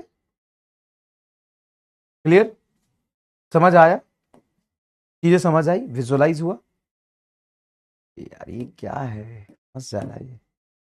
दोनों तो करा दिया मैंने, तो तुमको इतनी देर में 1 घंटे में कितने सवाल करा दिए मैंने? 1 2 3 4 5 6 7, बहुत करा दिए वे, करा दिए, बहुत करा दिए, बहुत करा दिए। अब नेक्स्ट समझने की कोशिश करना, थोड़ा इंपॉर्टेंट है, फील करने की कोशिश करना, फील करने की कोशिश करना, ठीक है? डाउट चेक प्लीज कर लेते हैं। मान लो इसमें अगर रेजिस्टेंस बैटरी के अलोंग हो तो बैटरीज हो, देन एक्स वी वाई की वैल्यू हम वी एम से सॉल्व कर सकते हैं, कर सकते हैं। कैलकुलेशन एरर हो गया सर जी, कोई बात नहीं सर जी, मज़ा आ रहा है, बहुत बड़े V X and V Y भी तो हो सकता है ना, V X and V Y से भी हो सकता है ना, हाँ हो, करिए ना, करिए तो क्यों नहीं। अमीटर क्या है आप सुनिए, अब एक कहीं वायर लगा है, ठीक है, कहीं वायर लगा है और उस वायर में कितना करंट फ्लो कर रहा है वो मुझे पता करना है, तो मैं कैसे पता करूं? एक कहीं वायर लगा है, उस वायर में कितना करंट फ्लो करना है वो मुझे पता करना है, मैं कैसे पता करूं? कैन बी यूज कूदो कंसेप्ट फ्रॉम इन वोड, yes yes you can use, but वहां पे कूदो कंसेप्ट मत लिखना, तो क्या लिखेंगे? लिखेंगे ना यूजिंग किरचॉफ्स लॉ, लेकिन किरचॉफ्स लॉ तो खाली लूप में लगता है, जरूरी नहीं है तुम एक जगह से दूसरे जगह जाके कूद के लिख सकते हो, किरचॉफ्स लॉ लिख देते, कोई प्रॉब्लम नहीं। अगर मान लो कहीं वायर है और वायर में कितना करंट फ्लो कर रहा है ये तुमको पता करना है, तो कैसे पता करोगे? उसको छू के पता करोगे, ओ सर जी 10 एम्पियर, उतने में निपट जाओगे। हर बार करंट मेजर करने के लिए तुम में से एक को शहीद करना पड़ेगा, तुम्हें मंजूर है कि मैं तुम में से एक को हर सवाल में शहीद कर दूं? वैसे तो जनसंख्या कंट्रोल हो जाएगा, हाँ तो हमने आज़ादी का फायदा भारत में यही तो उठाया है, जनसंख्या बढ़ाया है बहुत, कंट्रोल हो जाएगा कुछ, हर एक सवाल में कुछ के पता करेंगे तो फिर तो निपटते जाओगे। हर क्लास में एक आदमी शहीद हो रहा है, क्यों? सर जी करंट पता करना है ना, तो हम टच कर करके पता करेंगे, ऐसे नहीं। हम कैसे पता करेंगे? इंस्ट्रूमेंट लगा। अब मान लो तुम करंट मेजर कर रहे हो और तुम्हें इंस्ट्रूमेंट लगाना है, तो किसी भी रेसिस्टर में करंट निकालने के लिए, किसी भी रेसिस्टर, सुनना मेरी बात, अब फोकस सुनना, किसी भी रेसिस्टर में करंट निकालने के लिए, किसी भी रेसिस्टेंस में करंट निकालने के लिए तुमको एमीटर लगाना है, तो एमीटर उस रेसिस्टेंस के पैरेलल लगाओगे कि सीरीज में लगाओगे? सोचो, मीटर तुम उस रेसिस्टेंस के सीरीज में लगाओगे कि पैरेलल लगाओगे? मान लो ये रेसिस्टेंस है, ये बैटरी है, मुझे इससे बहने वाला करंट की वैल्यू निकालना है, तो हम जो रेसिस्टेंस लगाएंगे, सॉरी एमीटर लगाएंगे, उसको यहां लगाएं कि यहां लगाएं? तो करंट मेजर अगर करना है मुझे, तो करंट सीरीज में सेम जाता है, एमीटर को सीरीज में लगाना चाहिए, क्योंकि देखो अगर तुम पैरेलल लगाओगे तो पैरेलल कॉम्बिनेशन में तो करंट अलग लग जाता है, तो इसमें तो कुछ और जाएगा, इसमें कुछ और जाएगा, लेकिन मुझे तो इसमें से करंट पता करना है, तो आप पैरेलल में तो लगा नहीं सकते। और सर सीरीज में करंट सेम रहता है और सेम ही बहता है, तो जितना इसमें जाएगा उतना इसमें जाएगा, तो पैरेलल मत लगा, हम सही पकड़े। अब मान लो कि इसका रेसिस्टेंस था 10 ओम और बैटरी थी 10 वोल्ट, अब मुझे करंट निकालना है, तो करंट सीधा लिख सकते हैं 10/10, 10/10 1 एम्पियर। अब मान लो मैंने यहां पे एमीटर लगाया, और एमीटर एक इंस्ट्रूमेंट है, उस इंस्ट्रूमेंट को लगाने के बाद इसका भी कुछ रेसिस्टेंस 2 मांगे तो सर जी अब करंट बह जाएगा 10 वोल्ट की बैटरी, और ये अपने सर्किट में लगा दिया है, तो इसका रेजिस्टेंस भी काउंट होगा, तो 10 और 2 12 कंट्रीब्यूशन आएगा रेजिस्टेंस का, तो 10/12 मतलब 1 से कम आ गया तुम्हारा करंट, तो इसको लगाने से करंट तो चेंज हो गया सर जी। हाँ, तो हम क्या चाहेंगे? हम क्या चाहेंगे कि हम करंट मेजर करने के लिए एमीटर को सीरीज में तो लगाएं, लेकिन अगर हम एमीटर को लगाएं तो एमीटर की रेजिस्टेंस कितनी होनी चाहिए आइडियली? आइडियली सर, आइडियली तो एमीटर की रेजिस्टेंस सर 0 होगी ना, तो मजा आ जाएगा, क्यों? क्योंकि अगर इसकी रेजिस्टेंस 0 होगी तो इस सर्किट में इसका कोई इफेक्ट नहीं पड़ेगा, क्योंकि एमीटर सर्किट का वांटेड पार्ट है कि unwanted? Circuit point of view से ammeter, circuit point of view से एमीटर वांटेड पार्ट है कि अनवांटेड पार्ट? मतलब सर्किट का ये हिस्सा था कि हमने जबरदस्ती घुसाया है? सर जी वैसे तो आपने जबरदस्ती किया है सर, इसके साथ आपको करंट मेजर करना था तो जबरदस्ती आपने घुसा दिया, तो अनवांटेड है। तो सर इस हिसाब से जो रेसिस्टेंस आनी चाहिए एमीटर का, वो 0 आना चाहिए आइडियली। अगर 0 नहीं है तो फिर तो मजबूरी का नाम महात्मा गांधी, फिर तो हमको सर उसको रेजिस्टेंस लेके ही करना पड़ेगा। तो दो तरह के एमीटर होंगे, जब कुछ ना बोला जाए तो हम उसको आइडियल एमीटर मान लेंगे, आइडियल एमीटर मान लेंगे, मतलब वो उसके लगने से सर्किट खराब नहीं होगा, मतलब उसकी रेजिस्टेंस हमको काउंट नहीं करनी है। जब कुछ ना बोला जाए या आइडियल बोला जाए तो आइडियल लेंगे, लेकिन वो बता दे कि भाई साहब ये जो एमीटर है उसकी रेजिस्टेंस कुछ है। सर ये वांटेड और अनवांटेड समझ नहीं आया। मतलब जैसे तुम घर में रहते हो तो तुम घर के मेंबर में वांटेड तरीके से काउंट होते हो कि अनवांटेड काउंट होते हो? तुम्हारे घर में क्या जरूरत है? कोई जरूरत है कि जबरदस्ती रखना मजबूरी है घर वालों की? सर जी मतलब, अच्छा सर जी हाँ, हमारा घर में हमारा तो कोई यूज नहीं है, लेकिन घर वाले हमको घर से बाहर भी नहीं फेंकते, रखना मजबूरी हो गया उनका, इसी को बोलते हैं अनवांटेड। तो आप घर के अनवांटेड मेंबर हैं। उसी तरीके से एमीटर है तो काम का, लेकिन उस सर्किट के हिसाब से ये अनवांटेड मेंबर है। अच्छा, फील आ गलो मास्टर, लेकिन इतना भी फील नहीं चाहिए था सर जी। दिल फिफरा गुदरा अटोरा झिंगूटा में फील घुस गया।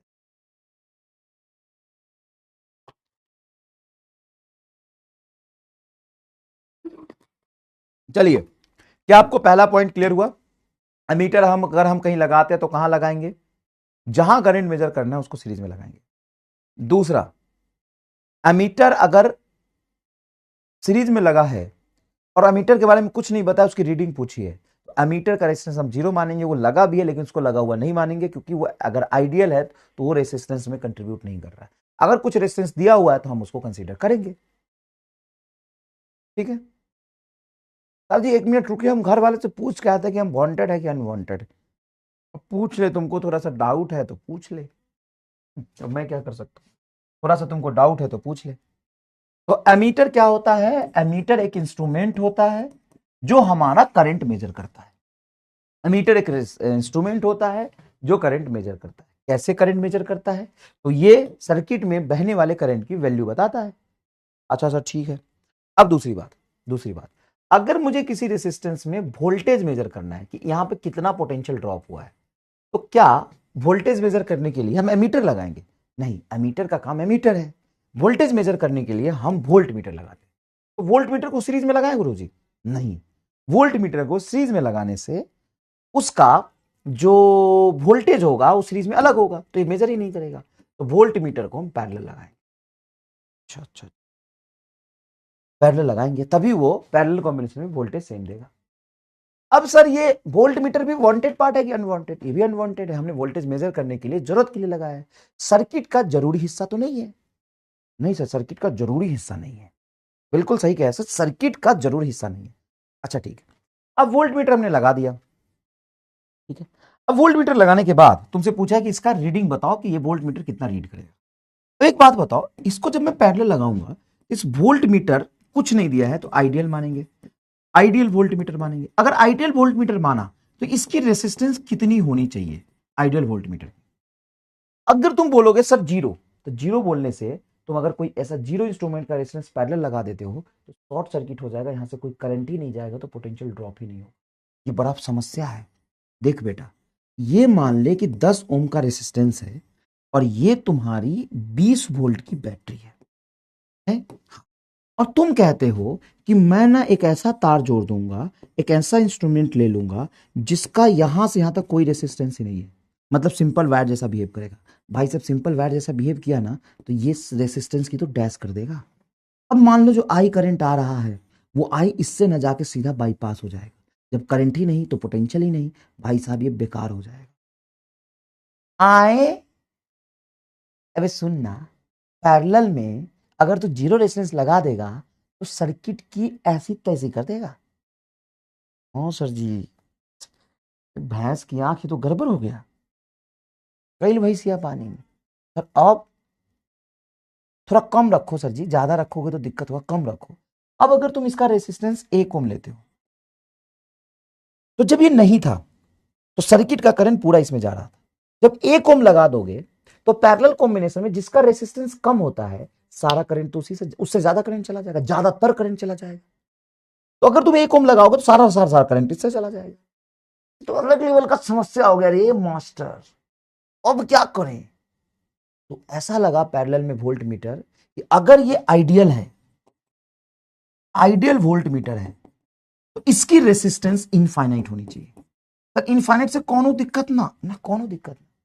अगर पैरेलल कॉम्बिनेशन में इनफाइनाइट रेसिस्टेंस है, तो इनफाइनाइट ज्यादा रेसिस्टेंस मतलब इनफाइनाइटली स्मॉल करंट लेके जाएगा, मतलब इस सर्किट को डिस्टर्ब नहीं करेगा।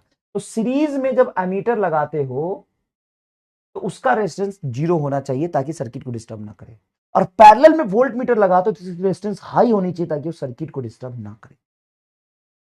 सर मान लो कि सवाल में वोल्ट मीटर का कुछ रेजिस्टेंस दिया है, तो दिया है तो इन दोनों को पैरेलल लेके चलो, दिया है तो लेके चलो। अगर देखो एमीटर का भी रेजिस्टेंस अगर 10 ओम दिया है तो लेके चलो, वोल्ट मीटर का रेजिस्टेंस 10 ओम लिया है तो लेके चलो।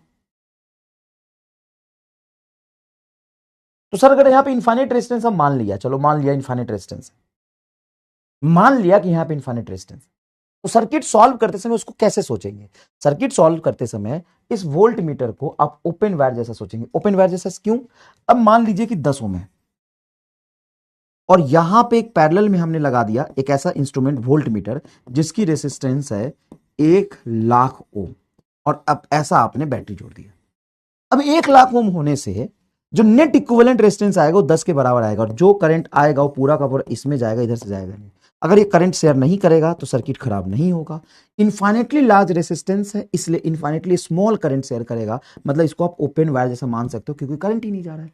जहां से करंट नहीं जाता उसको ओपन वायर मानते हैं, जहां से करंट नहीं जाता उसको ओपन वायर मानते हैं। तो आज हेवी कंसेप्ट हो गया नहीं बेटा, अब इसमें हम सवाल करेंगे ना धीरे धीरे तो चीजें समझ में आएगी। तो कॉपी क्या करना है, आपको बनाना है एमास्टर बॉक्स, आपको बनाना है मास्टर बॉक्स। ये जो भी चीजें मैंने कहानी समझाई है वो मैंने यहां लिखा है, आप देखिए एक एक चीज मैंने लिखा है। आपको ये मास्टर बॉक्स बनाना है क्या, देखो देखो किसी सर्किट में आइडियल एमीटर लगा हो, किसी सर्किट में आइडियल एमीटर लगा हो तो उसको हटा के सिंपल वायर मान लो। क्यों? क्योंकि आइडियल एमीटर का कोई रेसिस्टेंस नहीं है, कोई रेसिस्टेंस नहीं है तो कोई रेसिस्टेंस वो दे ही नहीं रहा, और सिंपल वायर का कोई रेसिस्टेंस हम नहीं लेते। आइडियल आइडियल आइडियल कंडीशन में, आइडियल कंडीशन में, आइडियल कंडीशन में सिंपल वायर का कोई रेसिस्टेंस हम कंट्रीब्यूशन नहीं लेते। अच्छा, और उस वायर से फ्लो करने वाला करंट उसका रीडिंग होगा, बस खत्म हो गया। अगर आइडियल एमीटर है तो, अगर एमीटर का रेसिस्टेंस कुछ गिवन है, देखो एमीटर का रेसिस्टेंस कुछ गिवन है तो उतना ही रेसिस्टेंस वहां लगा दो और उस रेसिस्टेंस से फ्लो करने वाला करंट ही रीडिंग होगा, करने वाला करंट ही रीडिंग होगा, वही करंट इसका रीडिंग होगा, खत्म खत्म।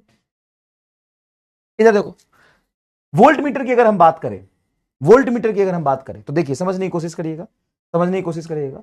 किसी सर्किट में आइडियल वोल्ट मीटर लगा हो तो उसको हटा के ओपन वायर मान लो। ओपन वायर मतलब वहां से करंट नहीं जा रहा क्योंकि उसकी इतनी रेसिस्टेंस ज्यादा है, एंड जिस दो पॉइंट के बीच कनेक्टेड है उस अलोंग पोटेंशियल डिफरेंस निकाल दो। जहां पे वोल्ट मीटर हमें लगा है उसी दो पॉइंट के बीच का हमको पोटेंशियल निकालना है। लेकिन अगर नॉन आइडियल है मतलब वोल्ट मीटर का कुछ रेसिस्टेंस गिवन है तो उतना ही रेसिस्टेंस आप पैरेलल में मान के सॉल्व करो और वोल्ट मीटर के अलोंग जो पोटेंशियल ड्रॉप होगा वो उसकी रीडिंग आएगी।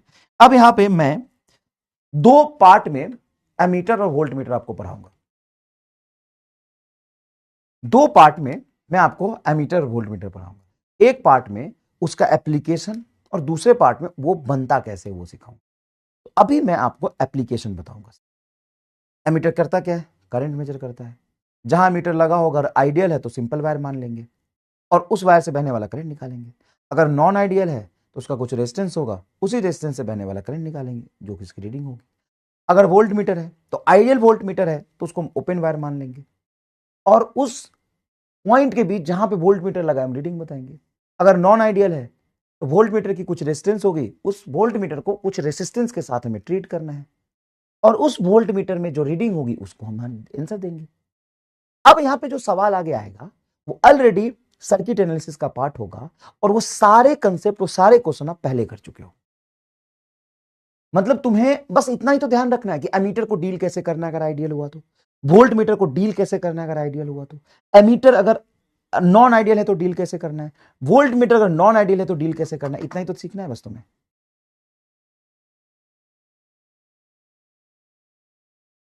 बाकी तुमको सर्किट एनालिसिस से जाना है।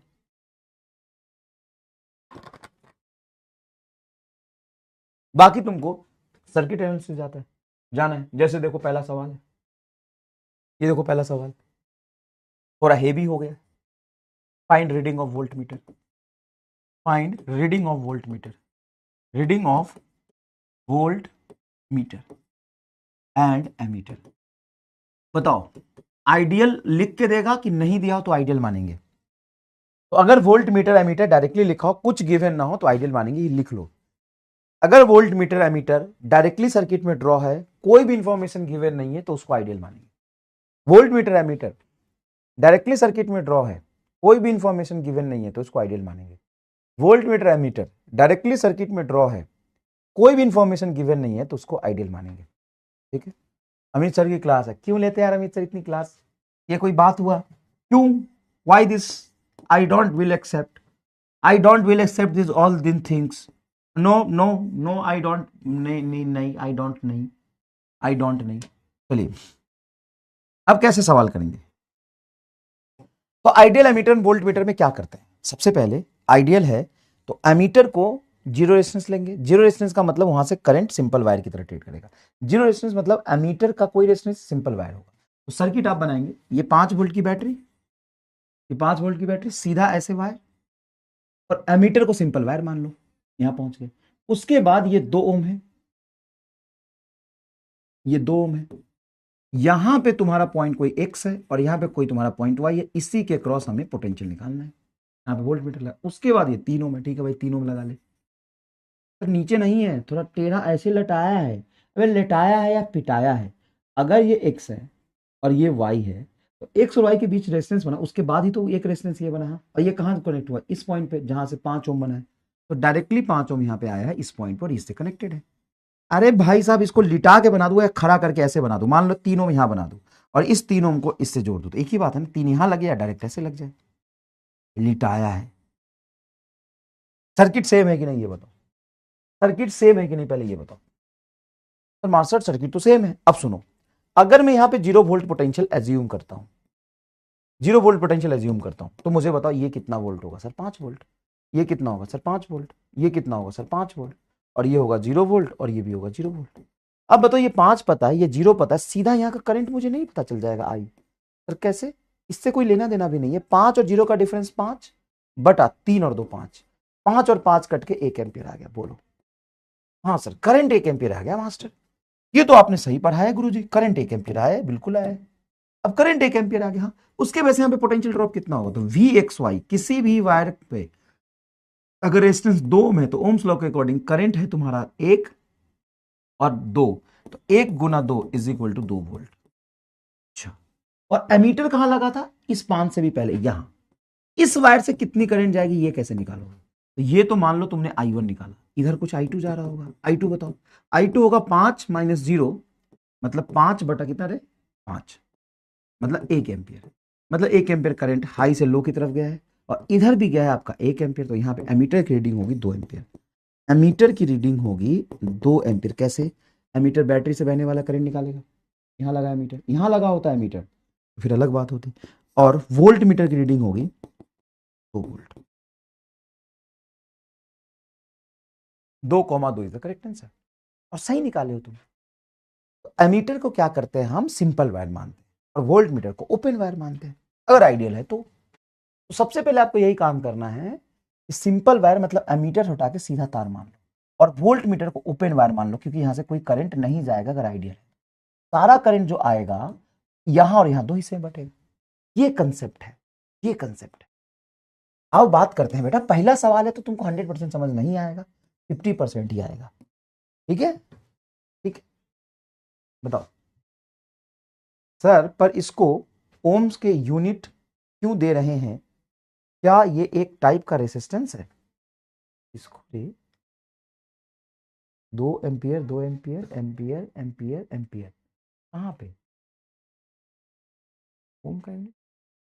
ये कुछ नशा किया है, तुमको मना किया था ना, गलत बात है ऐसे। सर पर इसको, सर हाँ होमवर्क में था ये क्वेश्चन, हाँ ट्राई करने के लिए दिया था।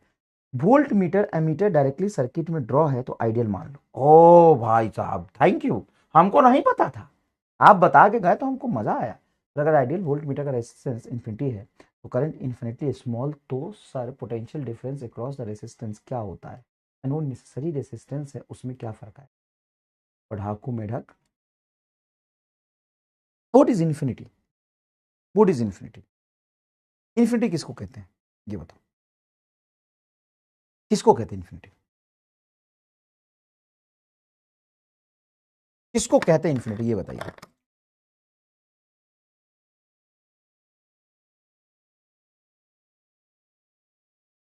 अमित सर की कोई क्लास नहीं, तुम मुझे बेवकूफ क्यों बनाते हो ये बताओ।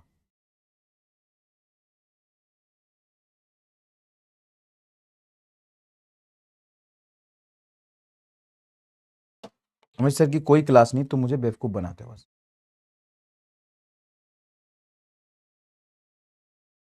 एक बटा जीरो को इन्फिनिट कहते हैं, बहुत लार्ज नंबर, काउंटलेस नंबर। क्या मैं एक मीटर को इन्फिनिटी बोल सकता हूं? एक meter is infinite, 1 meter length is infinite, length is infinite. क्या मैं एक मीटर लेंथ को इन्फिनिट बोल सकता हूं? Option A yes, option B no. बताओ कहां गया रे?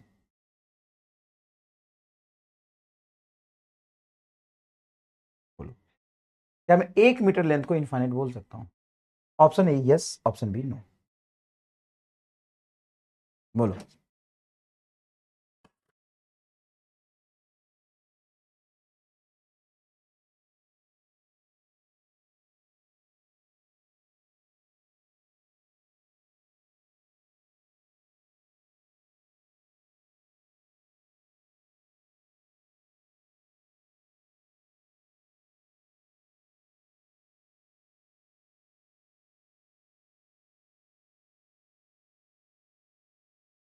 हाँ मैं क्या बोल सकता हूं, मैंने बोला, मैंने यही पूछा क्या मैं कह सकता हूं।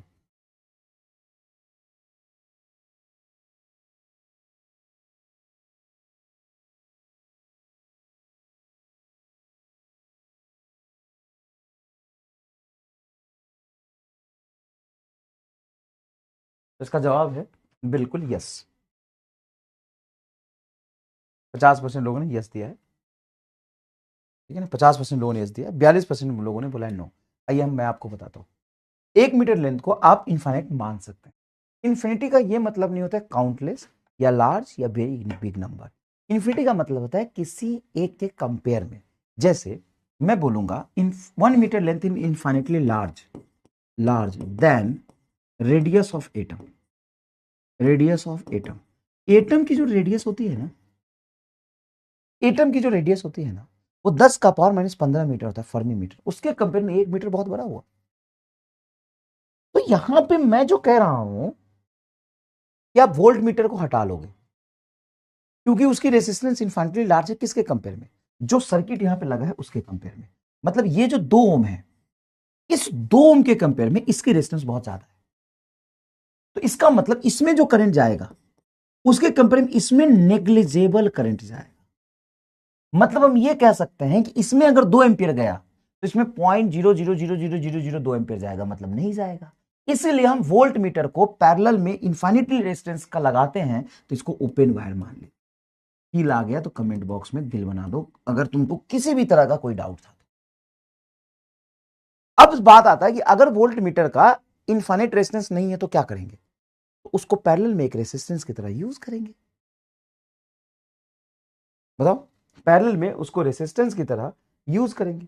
और क्या करेंगे? पैरेलल में एक रेजिस्टेंस की तरह यूज करेंगे। जैसे ये सवाल है, find reading of voltmeter, find reading of voltmeter, find reading of volt meter. Volt meter की रीडिंग बताइए क्या होगी? वोल्ट मीटर की रीडिंग बताइए क्या होगी? कैसे ट्राई करेंगे?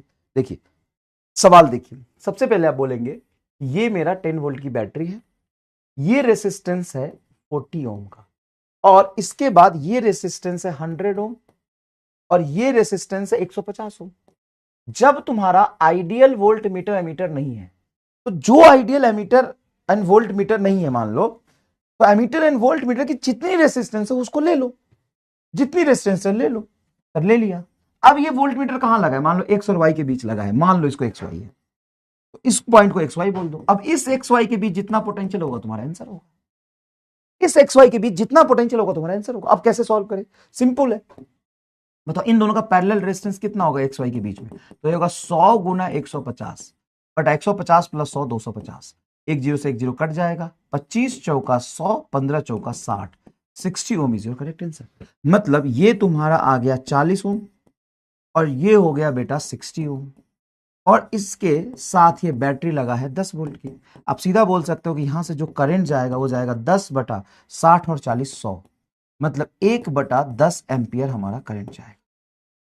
अगर 1/10 एम्पियर करंट जा रहा है तो यहां से और यहां के बीच में जो पोटेंशियल होगा वही रीडिंग होगा, तो वी एक्स वाई ही तुम्हारा रीडिंग आएगा और उसकी वैल्यू होगी I इंटू आर। आई है 1/10 इंटू 60, कट के आ गया 6 वोल्ट, और कमेंट में आपने रगड़ दिया 6 वोल्ट।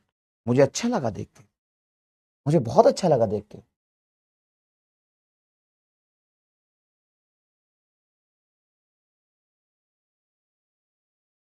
सर हमको खाना खाना है, छुट्टी दे दीजिए। अरे खाना तो रोज कुत्ते भी खाते हैं, कुत्ते फिजिक्स पढ़ते हैं सर। माने की खाना तो सब कोई खाता है, सब खाता है, इंसान जानवर पेड़ पौधा सब खाता है। क्या सब फिजिक्स पढ़ता है? नहीं, फिजिक्स सिर्फ बायो समाज के लोग पढ़ते हैं। पढ़ना तो स्पेशल है तू थोड़ा। इजिएस्ट टॉपिक सुन ना भाई, इधर आ इधर आ। ये ऐसे सारे टॉपिक और सर्किट एनालिसिस का सवाल सबसे टफ होते हैं करंट इलेक्ट्रिसिटी में, जो तू कर रहा है, बात करता है। सैचुरेशन सर जी, सैचुरेशन चाइनीज दिमाग कहाँ से लाया है? हर समय सैचुरेट हो जाता है, हैंग करने लगता है। कितना जीबी का रैम है दिमाग में?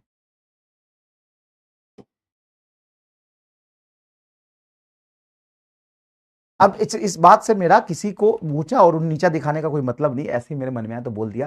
प्लीज अब इसको गलत मत लेना।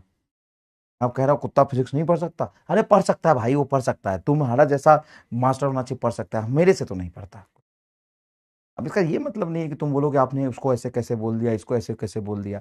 अरे भाई मजाक कर रहा हूँ, माफ कर दे, ठीक है, ठीक है, माफ कर दे। बोलो